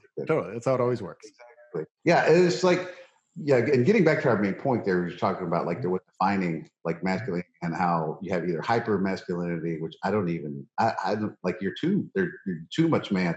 Honestly, man, I think behind closed doors, I think women probably enjoy too much man. But anyway, Yeah. Well, a perfect example of when I would say that is real, because it is a value judgment based on context, would be like when guys come back from war and they can't integrate because they're used to being in this kind of environment, and they can't integrate because the context has changed. Right. They're actually too massive, like they're ready to kill you. They're at they're at high warrior, and they need to function at like customer service, and that's a big leap that people have problems with. Big to drop down, yeah. But I mean, the only reason that word was created is to make a value judgment about men generally. So, yeah, and it's like we were talking about with words, and yeah, that's what I'm saying is like I feel like once you start removing virtues, anything you're trying to define is like there has to be, if you're going to define anything, but especially if you're going to define something as significant as a sense of identification, then there has to be a certain subset of virtues that make up how that's going to be defined. I mean, when you look at a car, how do you define a car? Because it has certain attributes to it. Oh, yeah. Right? Well, that's all definition is exclusion. Right. If you define something, it is this and is therefore not all these other things. Right. It has to be exclusion. People hate exclusion in modern society, and so they want to like kind of do word salad everything, because exclusion is mean. Like for whatever reason, it has to be exclusive. Well, I think they confuse exclusion with elitism. It's not quite the same, right? Like to me, exclusion could mean, okay, well, we're defining this because it has these things and it doesn't have these things. Right. Yeah. This is what it is. And we know this is what it is. A bicep curl is not a squat. It's not a squat. Why? Because it revolves around elbow flexion instead of knee and hip flexion. Right. So it's like there's an exclusion of knee and hip flexion because it's a bicep curl. Right. Only involves a significant degree of elbow flexion and potentially a little bit of shoulder flexion. So many of the discussions that are had in modern life are like, but what if it feels like a bicep curl? Like what if she feels like she's doing a bicep curl, or why is that word only that word? Yeah. And that was what I got into a few times. These are usually hot button topics. Right. I said, when you go back and you look at history, and I'm trying to think, I believe it was it St. Thomas Aquinas did actually a lot of writing. I believe it was St. Thomas Aquinas did a lot of writing and said that once you start removing certain virtues or attributes of what they consider to be masculine, then it just became effeminate, right? And it doesn't necessarily mean that there was a specific negative connotation with what was defined as effeminate. It just was not the masculine. Something else. Yeah. Right. Yes, like this is like a really simple concept to me. It's like totally. It's like, okay, it's such a simple concept. So if I take somebody who in my tribe steals from me, that's not a masculine trait, right? He's a thief, right? It's not a masculine trait because there's no honorability in it. There's no integrity in that. Okay. If I take somebody that's in my tribe that can't, that can't, doesn't make money or doesn't, carry their weight, whatever, they have a skill set or whatever, like contributes to the tribe, then that's not a masculine trait. Right. Like generally speaking, like we understand, it's like you said, we understand somebody who has a certain degree of sense of purpose in their life, has a certain degree of honor, integrity, strength, courage. Mm-hmm. If they have that they're capable, that they all these things that you see, like, that's a dude, that's a man. Like because it's made up of masculinity, and I know what masculinity looks like because it has these virtues and traits. Right. And once I remove those, guess what? He's not. Now he's a thief. Now he's a murderer. Now he's a rapist. Now he's going to go think. I feel like the one that you can't with masculinity, and I've obviously spent a bit of time thinking about it. I feel like the one thing, because other of those things can be moral things and whatever, and that's like you said, an honorable man, which is a qualifier, because there's men who are just jerks, but there's still kind of, you look at that guy and you're like, You know, masculine, but wait, hold on, because that's a good point. Because a lot of times people say this, is they say that this man, this is a whole nother discussion we could do. It's like a guy. A lot of times, a guy that either women or other dudes think are assholes are actually living more in their truth about either stating their needs. They're not okay with certain behaviors or whatever, because they don't. Because like if somebody like steps over a boundary that you're having, like, hey, dude, like I'm not okay with that. They'll be like, you're an asshole. Like, no, dude, I have a boundary. This is my boundary. Like, I don't put up with that kind of behavior. Right. So, like, you got to go. Right. And well, that guy's an asshole. It's like, think about a bouncer. Yeah. Like a bouncer is like he has boundaries because he's enforcing the boundaries of that bar. So if you start behaving a certain way where you're stepping over the rules, he's like, dude, you got to go. And people are like, bouncer's an asshole. No, there's boundaries and you're overstepping. Right. So a lot of times when guys are say, well, you like guys that are assholes, I think the most disingenuous, insidious dudes are the guys that pretend to be male feminists so they can identify and try to placate to women's particular ideologies or sensibilities, when the truth is they're just trying to get laid. Yeah.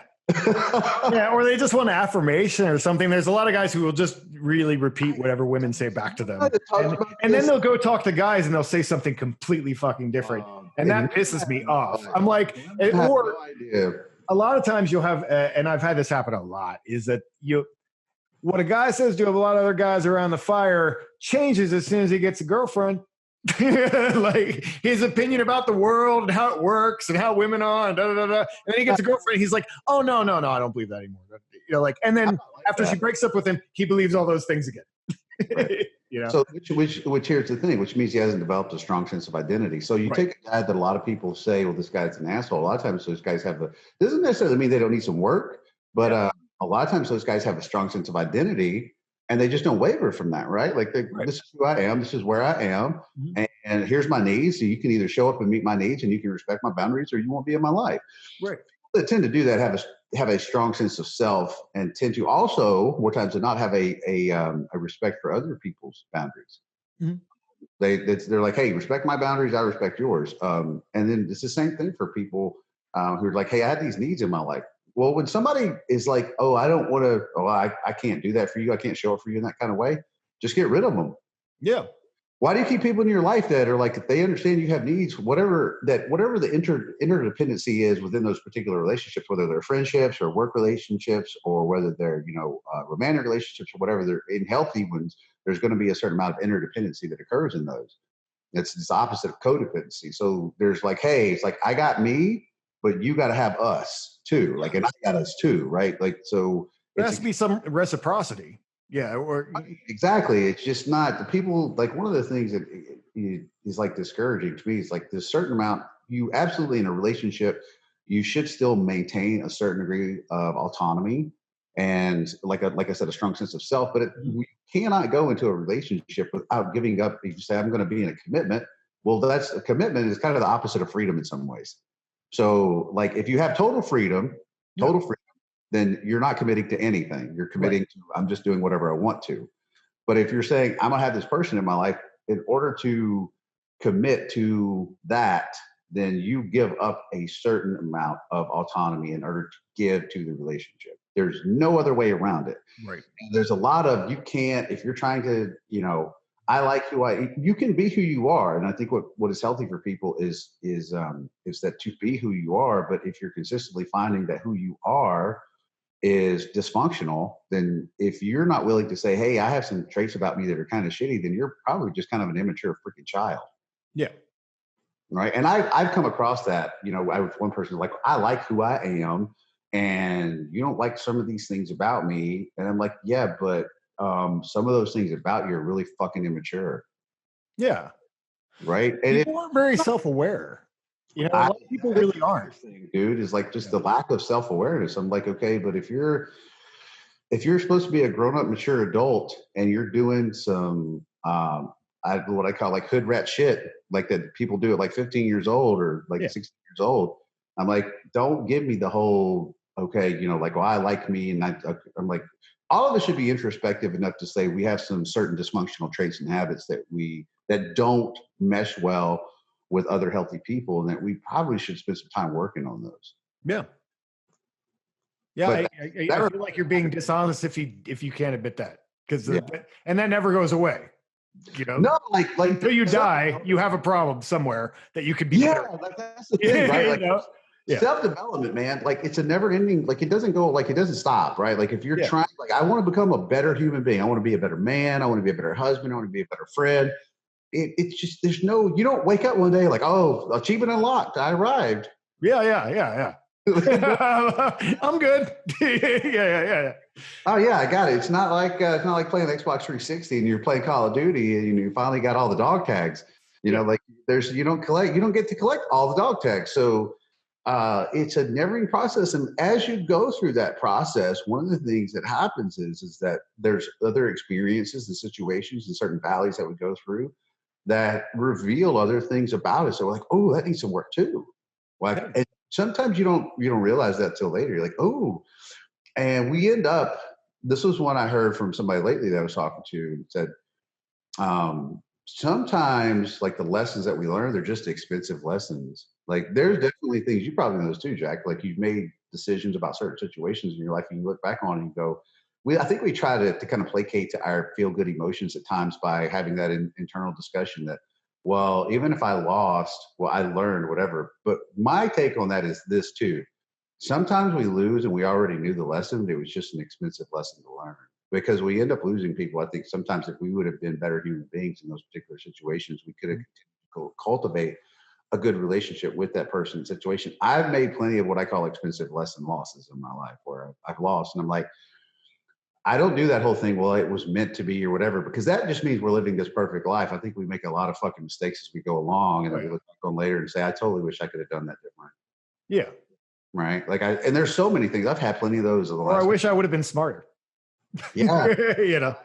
Here's the thing. It's kind of like that. It's the opposite of that discussion where the angry discussion you're having in the windshield discussion or the shower discussion. It's the other one where you still have that same discussion, but you wish you could have that discussion in a loving way with somebody that you care about all over again so you could do a better job. Right. Like for you, either as a human being, you're like, the way I handle that, I'm disappointed in myself. Oh, yeah.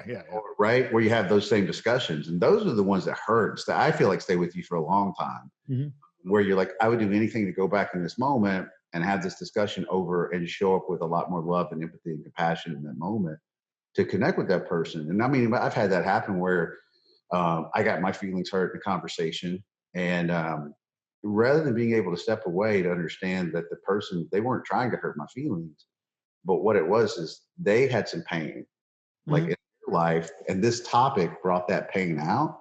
Right. They weren't even trying to hurt my feelings. They were looking for a way to connect, and it just came out in the way that it did. But I took it personally. Man, it's the 4 agreements, right?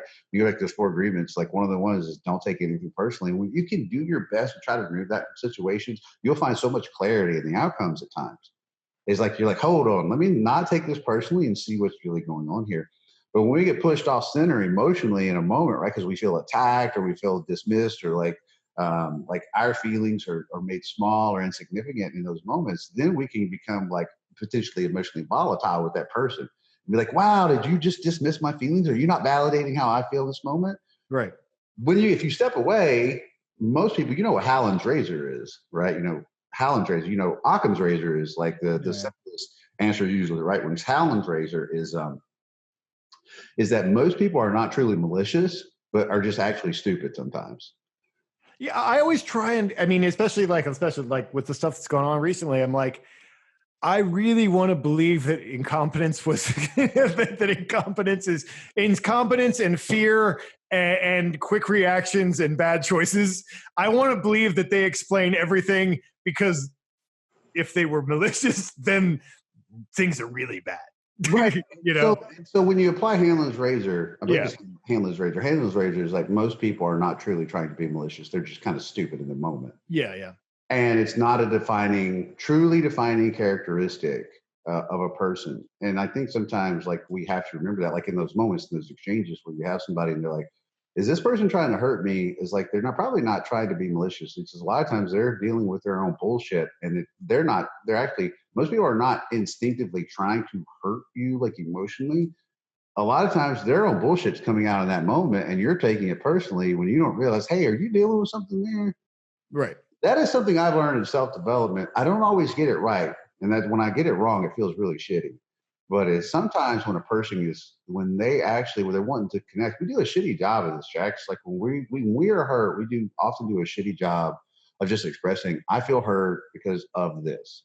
And just trying to connect with a person. A lot of times we default to whatever it is that we've learned as a child and how we learn how to emotionally survive as a child, right?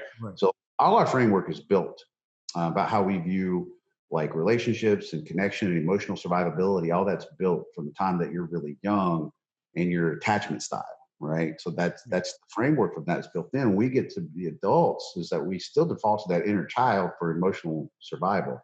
So if you learn how to shut down as a child in order to feel protected, or if you learn how to lash out and fight, like that stuff tends to stay with you throughout life unless you kind of rewire yourself a little bit. So it's a lot of times we don't do that rewiring where we're just able to go to another person in those moments and say, listen, I am struggling with this right now. Think about it. Like most people don't like to be that vulnerable. Say, I'm struggling with this. I'm hurting with this. I need help. Those are phrases, especially as men, that we struggle with to just like come out of our mouth, like to another person, right? Well, I think that's about framing a little bit too. I mean, I think that you can do all those things. And I think that this has become a big thing in like the word vulnerable. I wrote a big essay about that because I was mad about it. Because a lot of guys, there are different ways to phrase certain things that are more masculine, and they talk about the exact same thing. Yep. In a way that like, because I was like, well, vulnerability actually does mean weakness. That's what the physical definition of that is. You know, it is. But if you're talking about humility and self-awareness and all those other things, those are fine. You know, like again, it comes back to the context of how we're applying that word. Exactly. So, I mean, I think that you know, if you're self-aware and you're really, I think, yeah, if you maybe that might make it easier for men to talk about the things that they need to talk about, or to state what their needs are, or whatever, is to think about that framing. Right. You know, and to frame that as like, well, you know, frame it strong. You can say the same thing and frame it strong. I mean, we're all fallible, and if you can't admit that you're fallible, then I totally agree. And to me, vulnerability in the right context is a type of strength, right? Vulnerability in the right context, type of strength. Well, okay, I'll give you an example. If I go, let's say, like I'm with my girlfriend, and I need to state that here's a need that I have in the relationship. That is me working from a place of strength because I need for her to show up in a specific way to meet my needs. In order for her to understand that, I still have to be vulnerable enough to express, here's my needs and this is why I need them. So if I want her to show up to have the opportunity to show up as the best partner for me that she can, I have to be vulnerable to express what my needs as a man are. See, I think you can express what your needs are without being vulnerable. I mean, like I said, that's my words. For me, that's like taking one thing and making it another thing. I just got you because you're like, how am I going to do this now? No, because I've looked at that a lot, and I'm just like, well, there's a whole bunch of other stuff. To say I have needs to me doesn't sound vulnerable. Like, I mean, vulnerability is one thing, you know, right, because to you that's just okay. So here's the thing: you're framing that as I'm working from a place of strength. Yeah. Okay, but you take another guy that does not feel comfortable saying what his needs are. That means he's working from a place of weakness. Right. But him not expressing that means he's not being vulnerable. Right. Well, I mean, yeah, I just think, yeah, I liked it where you're saying he was operating for. Okay, take it. I like the boundary thing that you're talking about. Like, this is what the situation is. This is what the situation is. I can express the situation and where I'm at, whatever. And it's just, right. I don't know. It's just like, I feel like we got that word from like Oprah speak, and it like seeped into the male consciousness because men didn't talk that way, but you could still say, I won't tolerate this relationship. I don't want this to happen. This is what I want. So that's a boundary. Okay. So if I define take the same dude. Okay, Jack, think about this. Take a dude who his girlfriend, we've all known this guy, and his girlfriend's not showing up in his life the way that he wants her to. Right. But he won't tell her that. You talked about earlier how he changes his speak. He do that because he's afraid he'll lose her, and he will.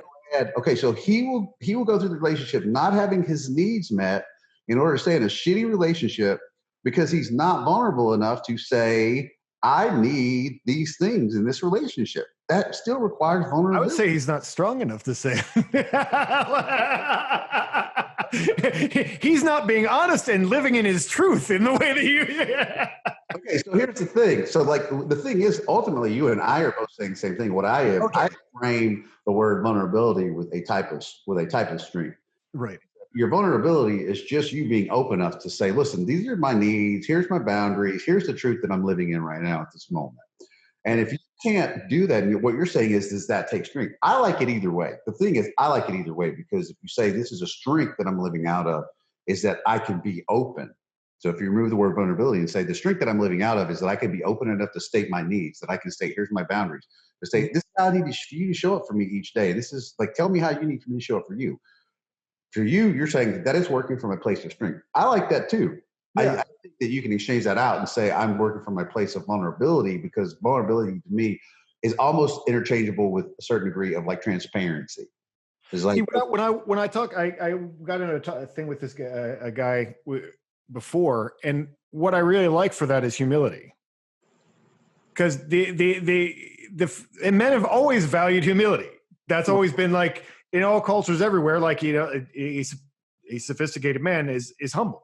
You know, whether you're doing martial arts or you're doing everything, you're admitting that you're not the best. Yeah, and that you are imperfect. And that's always been a masculine value. Like, I don't know why we have to reword it into like something that means I think you just heard. I think you heard the word vulnerable too much from like you said off Oprah, and now you're just like, I hate that word. Well, it's like I don't know. Yeah, yeah. It's just women. Well, because for me, it's the culture of like everything we were talking about, redefining words. Mm-hmm. Like, honor means anything that I like that is good. You know, like we're in a culture where like honor means anything that's good, and strength means any weakness is my strength. And, you know, like, you know, diversity is our strength. And like people say shit like that though, all the time. It's like baby talk. Like they just change like this thing that is opposite. What if I say that it means the other thing? Isn't that interesting? You know, like they'll just flip words around so that, again, we have words that don't mean anything because the phrases where they swap the words out. Like if you don't learn how to control your anger will control you. Yeah. Well, I mean that actually sounds pretty reasonable, but you know, there's a lot of that actually is true. It's true. But the other, I'm more taking the redefining masculinity. Like we have to redefine it to make it whatever we think is good. Like, and then they take it one step further and talk about female masculinity. And then they take it for, well, masculinity actually means nothing. And that's where it goes. And like, I feel like that's another word where you just change the container has a label on it. The container has a label on it and there's stuff in it. Once you take all the stuff out, right. Still the container with the label. Now we're going to put stuff in it, but it's not the stuff that was in it before. And a lot of times people like to co-opt. I mean, like vulnerability is a word that's being made to seem strong. Whereas like a lot of times they'll take any word that is, any word that sounds good, mm-hmm. and then attribute whatever you want to it because it's a positive. Like strength is a good example. Right. People take the word strength all the time and like, I have a different kind of strength, and they'll make up their own whatever strength is, you know. But because strength is whatever quality that they have that they like about themselves. I always felt like strength was kind of like masculinity. What you said before is like you know it when you see it. Yeah. It there is a certain thing that is strength, but strength isn't just whatever, you know. There's kind of that survivor mentality. Like I got up today and I was strong. You know, like where you just devalue something the whole way point to it doesn't mean anything anymore. You know, like, well, strong means strong. I think I actually read an article by you like ages ago. Mm-hmm. And it was, I actually thought your values were a little high, but like you were like, this is what being strong actually is. And you were talking about lifting, but you're like, this is what it is. Yeah, that pissed so many people off. I was so many people mad about that. I wasn't mad about it. I was just like, that's maybe a little high, but yeah. Like when I created that, like it was me and Wendler at the time, and it was like squatting 500 for 20. It was deadlifting 500 for 20. It was I think it was overhead pressing 300 for 10. Yeah. It was like let's see, chin ups with 100 pounds for 10, dips with 200 pounds for 10, and I think barbell curling 185 for 10. And when I released that list, I still remember all the numbers. Man, that set the world on fire. People were so mad at me about that shit. they're like, well, you're not accounting for like body weight. And I'm like, and Whittler's like, don't even listen to those bitches. He's like, the whole point is that they're elite numbers because they're elite. Right, So right. you can't hit them. Guess what? Then you're just not elite. But the whole point of being elite is that you're special. And everybody wants to be special. Everybody wants to be special. Exactly. You can't hit them. The whole point of something being elite is that it's barely attainable. Oh yeah, 100%. Right? The point of something being elite. How, like, if you write people, like, even now, and you and I have had this conversation before too, is like there's a lot of people that run around and call themselves best-selling authors. Yeah. Because, like, on Amazon, technically, if you get a book that hits the #1 spot in a genre, you're a best-selling author, right? Yeah. Well, it's like New York Times best-selling author actually doesn't include any self-published authors. So I was just say, yeah. So the pinnacle of it, really, of being a best-selling author, always used to mean that you were a New York Times best-selling. Right. Exactly. There's still a difference in all those things to me. When I hear New York Times best-selling author, Yeah. I'm like, oh wow, that's a big deal. But when you're like a best-selling author, I usually have to go look and see what it is, how you got that title sometimes, because it'll be some guys in some genre. There's only like 7 books ever written on the subject. No, it's true. I mean, I do that myself because I mean, I actually don't know how many books I've ever sold at this point, but I stopped tracking at 30,000, and that was about 5 years ago. That's a lot. And so it's well over 100. I mean, I know I sold 32,000 units last year in America, not counting translations. Right. So I know it's over 100, and I feel like I'm one of the best-selling authors in my genre at this point. Absolutely. Yeah, I looked yesterday. I was a little bummed. I was like down to number 20 on Amazon. Mm-hmm. Like I've been in that spot for like 8 years. Right. Exactly. So I'll say that too, because it is hard to quantify, because like the best-selling author thing, Here's what I'm getting at that one with Jacqueline. Okay, cool. How we got on the topic was like some guy that sells like 500 books in an abstract genre. Yeah. Like he says best-selling author. I'm like, it's not the same as somebody like you that sold 100,000 books. It's not the same. Yeah. Like where you're in working out of a category that's got thousands and thousands and thousands of authors, right? To me, there's a big difference. Just like saying I'm a professional football player because you played over in some place in another country when they paid you $25 and said it's a pro league, and you can't compare that to playing in the NFL.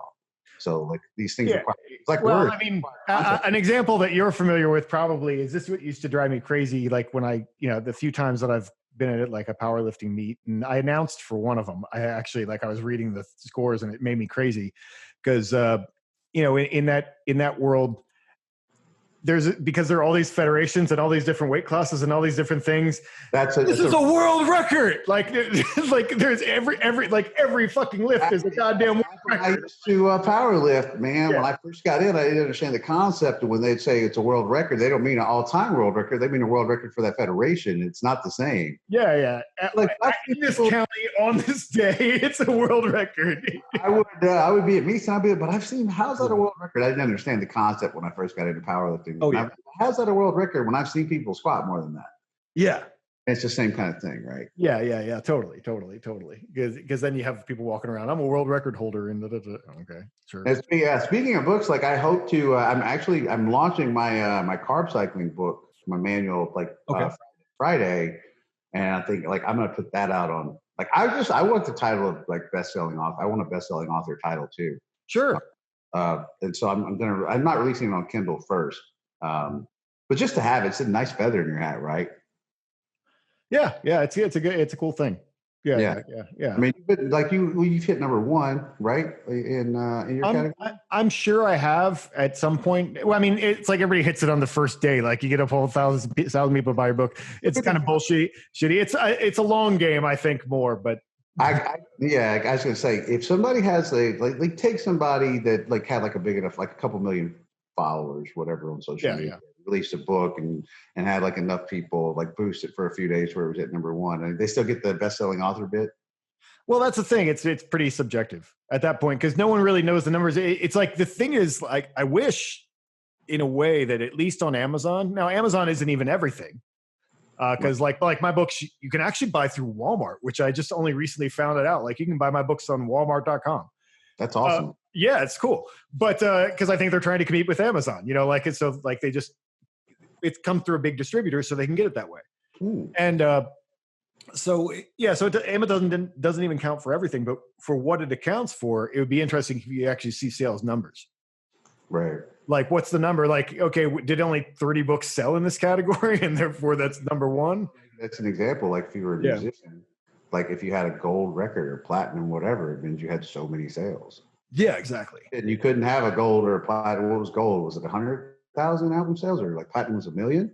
Something like that. Yeah. Something like that, right? So you had to have whatever the sales were, and it'd be the same thing for books. But I mean, it all comes back to everybody who's a real writer and a real author knows that it's all about being the New York Times bestseller. Oh yeah, yeah. That's like pinnacle. Yeah, that definitely was the thing. I think now that's the tricky thing too, is those people also don't make money. Well, like I live off my books, but like New York Times bestselling author probably got like 0.05% fucking royalties. Whatever he got off that. Well, they got that big check, and he's got to pay the publishing company back all that money. Well, yeah. I mean, that's the way some stuff works. But actually, it's like I think they just do it all and then send you a check, or they give you an advance sometimes with big guys. Advance first, and then it's like once you have enough sales to pay off the advance, then you get a certain amount of money. I think, like something like that. Yeah, something like that. So a lot of those people don't actually make that much money. Kind of shitty. Yeah, well, it's the way that the industry works. I mean, this is super off topic, but it's like basically, there almost are no more brick and mortar bookstores anymore. Right. But the way that game works and the way my book won't ever be in Barnes and Noble. Right. For as long as they still exist. It will never be in one, because the way that industry works is that you have to ship them, however many books that they order to get it on the shelf, but you have to accept returns. So what they do is they'll stock a whole bunch of shelf and make it look like this is the new big hit book. And then if they don't sell, they'll send them back and want a refund. And so you have to be able to write them a $30,000 check when they send those books back. And I was like, well, I can't do that. So I'm never going to be on the shelf. Right. And the big publishers, they do that, but then they might be sitting on 10,000 books that never sold. Somebody in the industry, they told me basically it's literally just like a dozen authors that are holding up the entire, like the industry. Like, I'm sure like your Harry Potters and shit like that. Exactly. There's only like a dozen or so plus authors. So it's the John Grishams and the J.K. Rowlings and those kind of guys. Those are people like they're just a few people that are holding up that entire industry. And you get some authors here or there, but I mean, you don't even need to do that anymore. It's just like kind of like there's SoundCloud rappers out there, right? And there's self-published authors that are making a shit ton of money. Yeah, that's the way that the world works now. So it's not the way you don't become quote unquote famous or necessarily a best-selling author the way that you used to be, because there's too many avenues now. So. Yeah, the world's totally different. It's kind of like being famous on YouTube. Like, I mean, there's people who like are at the 1 million subscriber level, and like those people get recognized in airports. That's a big deal, But Hollywood doesn't know who they are. They aren't like real famous. They're famous in this area, They're famous in their little niche. So. Yeah. That's kind of cool. Which is fine. It's fine. Man, if you got 100 million followers on anything, you're famous. I don't give a shit. Yeah. Seriously. Yeah. Even like 1 million, that's a lot. Yeah. It's a lot. Like you're like there's no telling. Like you got that one guy, Athlete X or whatever. I think he's got 10 million subscribers on YouTube. That is, you know how much money that dude's making? Totally. Yeah.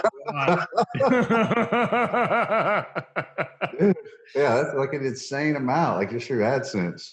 So, yeah. So I'm launching the book. I think it's Friday. Okay, cool. Yeah, I'm pretty excited about that. It was like 6 or 7 different coaching groups. I've took hundreds of people through this, so I'm actually pretty excited. I've never done a quote unquote diet book before, but I have my buddy Alan Aragon, who's like one of the premier diet guys in the world. Okay, he looked it over and it's like he's excited about it. So I'm pretty stoked. I've done a multitude of training books, but I've never done a diet book. But one thing I like about a diet book is like diets where you see the most dramatic amount of like your body composition transformations, right? Like you can be on a great training program, but if you're eating like dog shit, you're not always going to be able to reveal what it is that's actually doing for you. So I'm pretty excited about over the next year about that and some of the other stuff that I got going on, like the Train Heroic, where people will be able to come in and subscribe, and I'm doing like coaching for like a lot of people in one spot and things like that. So I'm pretty excited about a lot of stuff that's going to be happening as far as those kind of things are coming. Oh, so is the book coming out like tomorrow or next Friday? Is today Thursday? Yes. Yeah, today is Thursday. Yeah, so tomorrow. Oh, your book's coming out tomorrow. Well, cool. Okay, Yeah. well, I'll get this out probably in time because I'm working on it today because I have stuff to do this weekend. But No, it's okay. It's yeah, like I'll probably do like the whole I've been thinking like I might maybe do a discount for the first week or 10 days or something. But like I said, and you know how it is. Like once you release a book, like there's a labor of love that goes into that, whether it's to sure. your stuff, and you're kind of immersed in that mindset for a while. And I don't know about you, but like I get it done and then I just sit there on it. I don't like to touch it or anything for a long time, and it just sits there. So like the dieting book was done months ago and it just sat there. Well, that's good. But I mean, by the time I get this book done that I'm working on, it'll be. But also the whole but, COVID shit kicked in, so I didn't feel like releasing. Well, yeah, that would have been a bad time. Yeah, but now that gyms are opening back up, and there's still a lot of people asking me, like every day, like, "Hey, when are you going to release that carb cycling diet book?" So I'm like, "Well, might as well since people are asking about it every day." Yeah, who knows? I might be interested. Like here, this is your spot, dude. Where you pitch it? Yeah, I mean, I'm just going to put it up on it. Like I don't even use the blog anymore. I just use it for my ebook sales now. Like I've written one article in there in the past 2 years, and I don't know about you, but like writing articles anymore for me is I've written, I don't think it's like 3,000 plus articles in the last so many years, and multitude of books. It's like writing articles like just isn't quite my thing anymore. Yeah. So I still do it. I'm actually working. I say that, and I'm working on one right now for cluster training. So, but at the same time, I don't write as much as I used to. Yeah, me neither. Yeah, there comes a point, like you've done it enough years, and it's like you really got to be that. Your mindset has to be there. You have to have that energy and that focus and that drive for it, right? Like whenever you do a book, you're in that zone. I call it kind of being in the zone when you do a book of where your mindset is really dialed into what it is that you're pouring on the paper every day. Ideally, usually I'm dialed into it about 6 months before I start writing it, and then I have to. Then it's homework. Thing where you kind of build the framework. Yeah.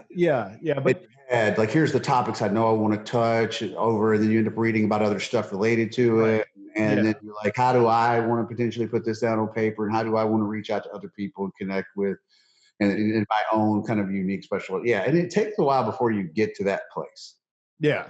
It takes a lot of people on the outside understand how these processes work for writing. Yeah, you can't take. I mean, like right now, I was talking to a podcast I did recently with somebody else. I was talking about like I'm gathering kindling right now because I was 7 chapters in, and I'm like, I'm not sure what I believe right now. Like I need to fix it. Like I need to be 100% on this, and I need to get to 100% so that I feel solid. Yeah. And so that, now I'm going out and reading other things and whatever, and like pulling everything back. And then you go back and read your own stuff. You're like, I don't even know if I agree with myself right now. Yeah. Well, that happens all the time. I mean, you have to, as a writer, you have to fix that, because then writing is a good thinking process. That's a good thing about it is like, sometimes I'll write a whole chapter and be like, and now I know what I believe because I went away. Yes. You gotta be careful sometimes about what you're willing to put out there, because people like, you said this, and you're like, but that was just like, I would just put that out there because I was going through my thought process about it. Like I hadn't necessarily arrived at what I really believed. Like it was just kind of pouring out of me. Well, if you're not, people always want to live in the past where well, you said this 15 years ago. I mean, they do this to politicians all the time. Like, well, you said this thing 15 years ago, so you're held by that for your entire life. Exactly. I'm like, well, if I didn't get any smarter in the last 15 years, then fuck me. Yeah, so many people that are like, well, you wrote this one thing like so many years ago. I'm like, yeah, that was in a completely different place in my life at that time. Yeah. If you had never ever changed necessarily your beliefs at all, like ever, you're probably not growing very much as a person. Yeah, not at all. Yeah. I mean, I'm not saying, it's like you said earlier, like what you said is like, if you want to change somebody's mind about it, help them change their story, right? That's like the whole thing. And we do that throughout life, is that when we go through certain cataclysmic events, or when we suffer loss, or when we have those expensive lessons that happen, is like, that's when we like, oh shit, well, I don't want that to keep happening again. I need to grow a little bit as a human being and stretch myself out there, right? And that's when we find ourselves in those repeated patterns, or those repeated valleys. We're going to keep going back and reliving those experiences until we start telling a better story, right? Like, oh yeah. One of the things I work with, and I'll make sure to get this out, because like this is one of the things, if you want a different outcome in your life than what's been happening, and you have a repeated behavior pattern, something that's been showing up in your life over and over again, then you at some point along the way, you're telling yourself this story to achieve those outcomes. And that's what I was talking about, helping to create those behaviors or something to manifest, come to fruition in your life. But you are a part of that story. So you are helping that story come to fruition in your life over and over again. So if you don't like those outcomes happening over and over again, start learning how to walk yourself to new outcomes by telling yourself different stories. Mm-hmm. Now, somebody like, what do you mean by telling yourself a different story? Well, it's like I said earlier, like if you have somebody that cheated on you and then you are being triggered emotionally because something your partner did, it's like, oh, they're cheating on me. Like, stop. Okay. Do you know that that's true? Yeah. Okay.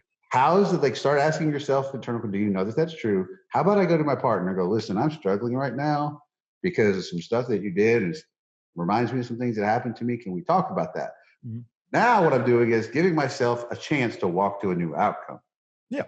Right? Rather than going, how these people cheat on me. When you start boiling down, I start asking people these questions, because I've done this. They don't know for a fact somebody was cheating, but they found out somebody was at some point in their life. And then all their partners were cheating because they said something or had a behavior that reminded them of that. Yeah. Yeah. And that applies to everything. If you don't want that same outcome, start telling yourself better stories. Oh, absolutely. Yeah. I mean, and that's what we're trying to do. I mean, obviously we're both kind of writing and seeking truth of some kind. And so we're trying to find a better story, really. I mean, that's in many ways. The thing about that is, Jack, is that our life is our story, right? How are we waking up each day and writing it? 100%. How are we writing each day? It's like you said earlier, sometimes you get stuck.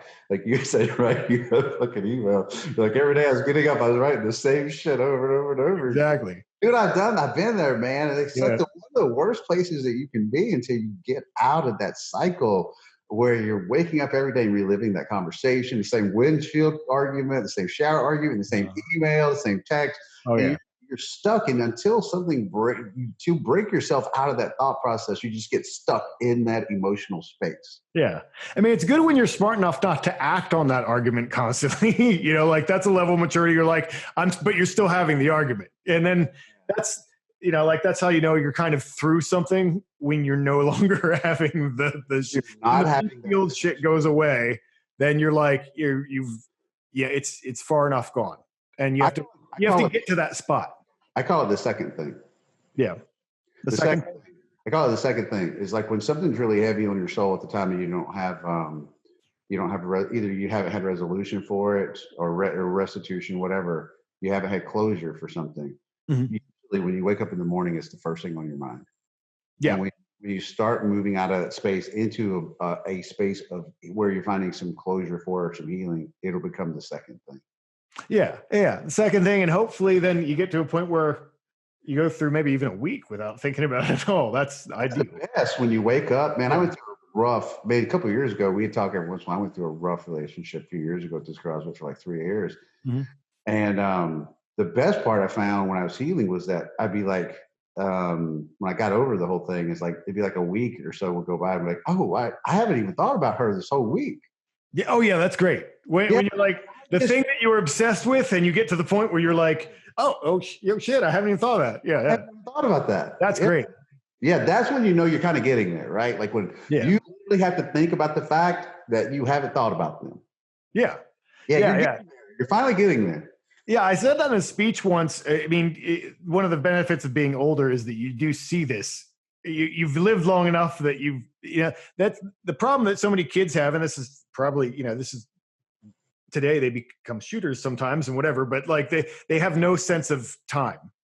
Like when people are in high school, this will pass. Yeah. They don't have any sense of like scale or time of like whatever. And I said in the speech once that like, man, I remember people that I was so mad at that now I don't even know their names. Like I literally cannot remember their names. I've lived long enough that I've said this about like a life and death fucking thing. And now I don't even remember their names. Okay. I've said this about like arguments that you have with like your significant other. Like go back and think in your life about arguments that what you'll remember is how you felt, but you don't remember what the hell you were arguing over. Yeah. 9 out of 10 times you don't necessarily remember what you were fighting about in a certain time. You just remember that you were arguing with this person, you were hurt or upset, but you don't remember the topic. But it's like you said, there's people that now you're like, I remember having this beef with this person at the time, and you lose sleep over it or whatever, and you're like, I don't even remember that person's name. Yeah. And you think about how much of our life that we lose out on that bullshit about stuff that later down the line becomes completely irrelevant to our existence as a human being. Yeah.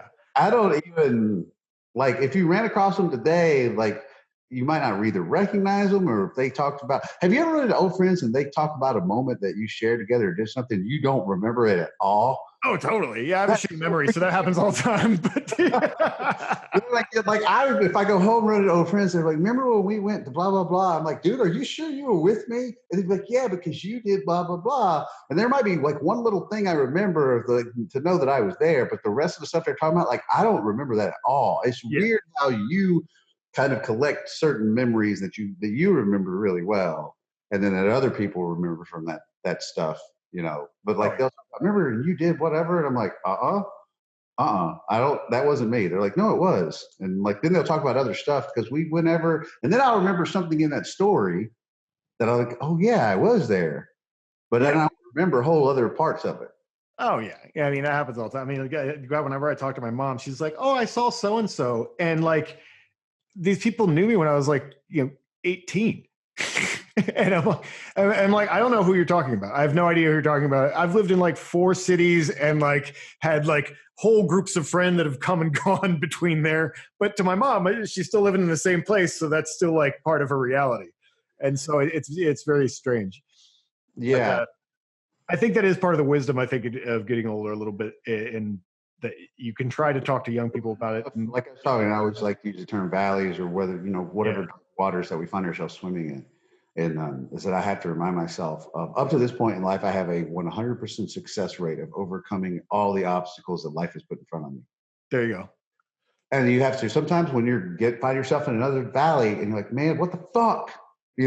Here I go again. But then you got to remind yourself, you're like, oh, but I've been here before and I come out of it. And, is there a lesson to learn? And that's what I said. I don't ascribe to that. Sometimes I'm like, that was a really expensive valley to just visit, because I already knew the lesson. I could have done so much better. And maybe the lesson in those instances is that, yeah, you can do so much better. And if you don't want to have another expensive lesson, do better, be better. Yeah. I mean, I could think of a really expensive mistake that I made in the past few years that I objectively, I could have told you at the time that it was a bad choice. Right. Objectively, if you coming as a writer on a certain level of the things I was talking about, if you would have asked me the same situation, should another person do the thing that I did, I would say no. I would have said, no, that's ridiculous. But I did it because I was invested in it and I tried it and whatever, and it just didn't work out. Yeah, and it's the same thing for me. It's like I had somebody. I had just like an argument that spanned over the course of like 3 days with somebody that I really loved and cared about. And I handled it. It was just such a misappropriation of my own emotional handling of that situation. Mm-hmm. It ended up being just a really expensive lesson. Like, I knew better. And you're like, wow, I didn't want things to go that way. And sometimes those, I think, they are tougher to overcome, because sometimes when a person screws you over, you look at it. I'm a very forgiving person, and I feel like you get screwed over, and I can take the L in that one sometimes, get over that faster. But when I fuck up and I cause the problem, man, that haunts me a lot longer than somebody else doing me wrong. I don't like, if I mess it up, it's like it was my responsibility, and I didn't show up the way that I could have shown up in that moment. With the best version of me. And I struggle with that more than somebody, because if somebody else screws me over, I'm like, okay, that person's dysfunctional and I can forgive them and move on with my life and know, okay, they're just, but if it's something where I'm like, I see where the other person, I should have showed up in a better way for them, then, and there's a misappropriation of the handling of that from an emotional standpoint on my part. I'll struggle with that for a long time, because I was like, man, I wish I could have shown up better for this person in that moment. Well, I mean, as you should, because then you're addressing like personal failure, rather than somebody else's bullshit is somebody else's bullshit, and you don't have to. I mean, that's another person. You can't control them, but you can control yourself. So if you fucked up, then you're like, I wish I wouldn't have fucked up. I mean, That haunts me forever, dude. It's yeah, like, it should, right? Yeah. yeah, like when I do the messing up, I'm like, man, it takes forever to go away before I can. And then, like it's so hard to give myself closure in those moments because I'm like, I think that it comes back to like when we've talked about is having a certain amount of honor and integrity. And when we circumvent living through that ethos, right? Mhm. That we're, man, I was not working from the place that helps me sleep well at night. And what I mean is like, it's like make the best decisions that you can make in this life that help you sleep well at night. And I feel like if we make the most honorable decisions that are ingrained in integrity and living in our truth and what we talked about, more times than not, we'll sleep well at night. And then when you're like, man, I fucked up in that decision. I didn't approach that particular topic or this conversation or whatever in a way that I know that is a reflection of the honor and integrity that I want to have as a man. I feel like that when we can't show up in that authentic truth of who we want to be, who we believe that we are, that is when I tend to have the most amount of trouble moving forward out of those spaces because I'm like, man, I screwed up. I hate messing shit up. I hate messing shit up. And that's the expensive lessons that you end up learning that end up costing you. But so that's like I don't necessarily believe in the whole, despite the fact that I'm a spiritual person. I'm a Christian, but I don't. To me, it's like people waiting on God to show up in their life and do stuff. I'm like, no, you got to get out there and do your shit, right? Yeah. Even like one of the pastors I follow, Stephen Furtick, talked about that. He's like, every time that you wait around for God to fix something in your life is a missed opportunity for you to do some shit for yourself, basically. Yeah.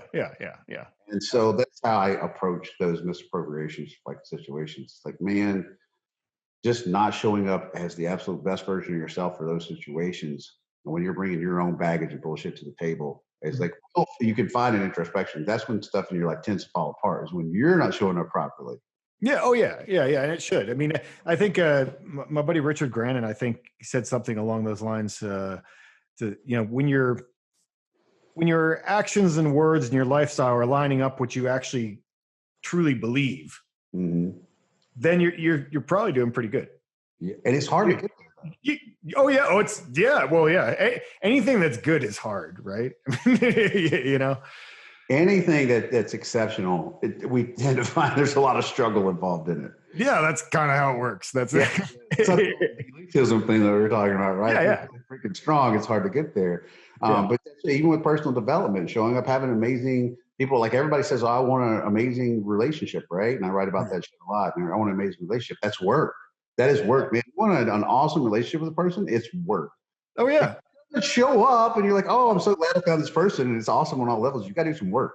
Yeah. You and then within the relationship, I always tell people the two most important things in a relationship that you can work on is self and relational awareness. Like you have to have awareness of yourself, and then you have to have awareness about how your partner perceives you and the situation. That is the two biggest things that you can bring to the table. Yeah. That will help. And developing those things are hard. So it's two things, but the development of them, it's like saying have an elite total in powerlifting. Yeah. That's one thing, but to do that is really hard. Yeah, it's a totally different thing. And then maintain an elite total in powerlifting. Because really with a relationship, what you're doing is trying to maintain that. It doesn't go away. That elite relationship. Yeah. And that shit is like, it's work. And people are like, oh, I know it's hard work. I'm like, no, you don't. Like, no, you don't, because it's like it's a daily work. It's a daily thing of constantly growing, and you're going to change. Your partner's going to change. Are you growing with them? Or are you growing apart? Right. There's like so many moving parts to it, so you have to stay on top of that. So a lot of people say they want that shit. They just don't understand the work that comes involved in it. Yeah. Exactly. So we're probably gonna have to wrap up soon. I think we did a classic marathon fucking podcast, but I before we do, I want you to jump into just explain a little bit about what your new book is about. So the carb cycling book that I'm going to release is basically it's it's just carb and calorie cycling that I developed over the last few years. It's like a template that I found works really well. One of the things that I like about it is that you end up having multiple days of the week. It kind of works in phases throughout the week where you do different calorie and carb cycling. And it kind of keeps things interesting. So it's a non-linear diet, where a linear diet should eat the same shit every day, and then you reduce calories over time. There's it's like low calories, high calories, and then you do like a fasting day. So I have a lot of like fun little moving parts, keep things interesting during the week.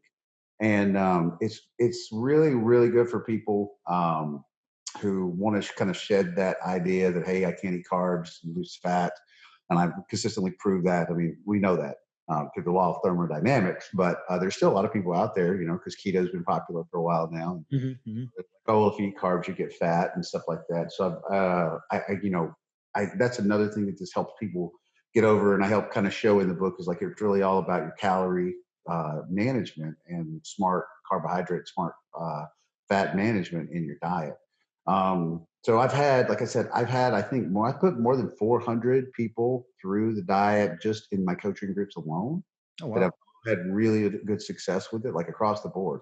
So pretty excited about it from that standpoint. So I keep things simple in the book. In the book, I actually give, I don't know how many like literally broken down diet menus. It's for men and women, and weights all the way up to, I want to say 275 pounds for men, and I want to say 180 or 200 pounds for women, just for examples, literally like diets that are written out and multiple days of the week. So it's a lot of content just from the menus alone. So like I said, the book, you should be able to take it, hit the ground running, go over the numbers and get started right away. And I've done this, like I said, with my coaching groups. I think 7 different coaching groups that I've had people come through. So it's been a very interesting thing. I have all the real world results to go with the book. Well, which is really important. Yeah. I mean, I'll definitely be interested in that. I'll probably check it out just because I have settled into, I eat a certain amount of egg whites in the morning, just forever. Like I've just locked into the thing, but I could probably shake things up a little bit. Yeah, I think you would enjoy it. Like I said, it definitely. I've got friends with John Welborn, who's an NFL guard, starting guard for the Philadelphia Eagles and the Chiefs, and he came to me like last year, and like he just wanted a little bit of structure, and I gave him the template, and he's like, "Dude, this is awesome." So he's enjoyed it. Like I said, I had Ellen Aragon look it over, and he's like, "Dude, it's like he loved the book and the structure." And I've done it with clients, I've done it with my coaching group, so I'm pretty excited about the release of it. Awesome, man. Awesome. Well, I hope it does well. And yeah, well, I'll put a link to it down in the. I'll just shoot it over to you whenever I get the finalized version of it done, so you can put it into effect. Because I think I know you like to play around with that kind of stuff too, though. Oh yeah. In your diet to kind of see what happens from it. So I mean, I think you'll absolutely, if you stick to it, you'll get good results too. Everybody who actually follows and has high degree of compliance with, like, they're amazing. I had a couple of competitors come through that used it, and they're like, I've never had such an easy time going through a diet. So it's pretty cool. Yeah. Cool. Yeah, it's pretty cool. Cool. All right, man. So it's been a good time. We did, like you said, we did another marathon. Yeah, absolutely. That was good though. Absolutely. Yeah, we were all over the place, but it was good. I figured it would be a good time. It was. Absolutely. Cool, man. Well, thanks for coming on. Yeah, thanks for having me on, bud.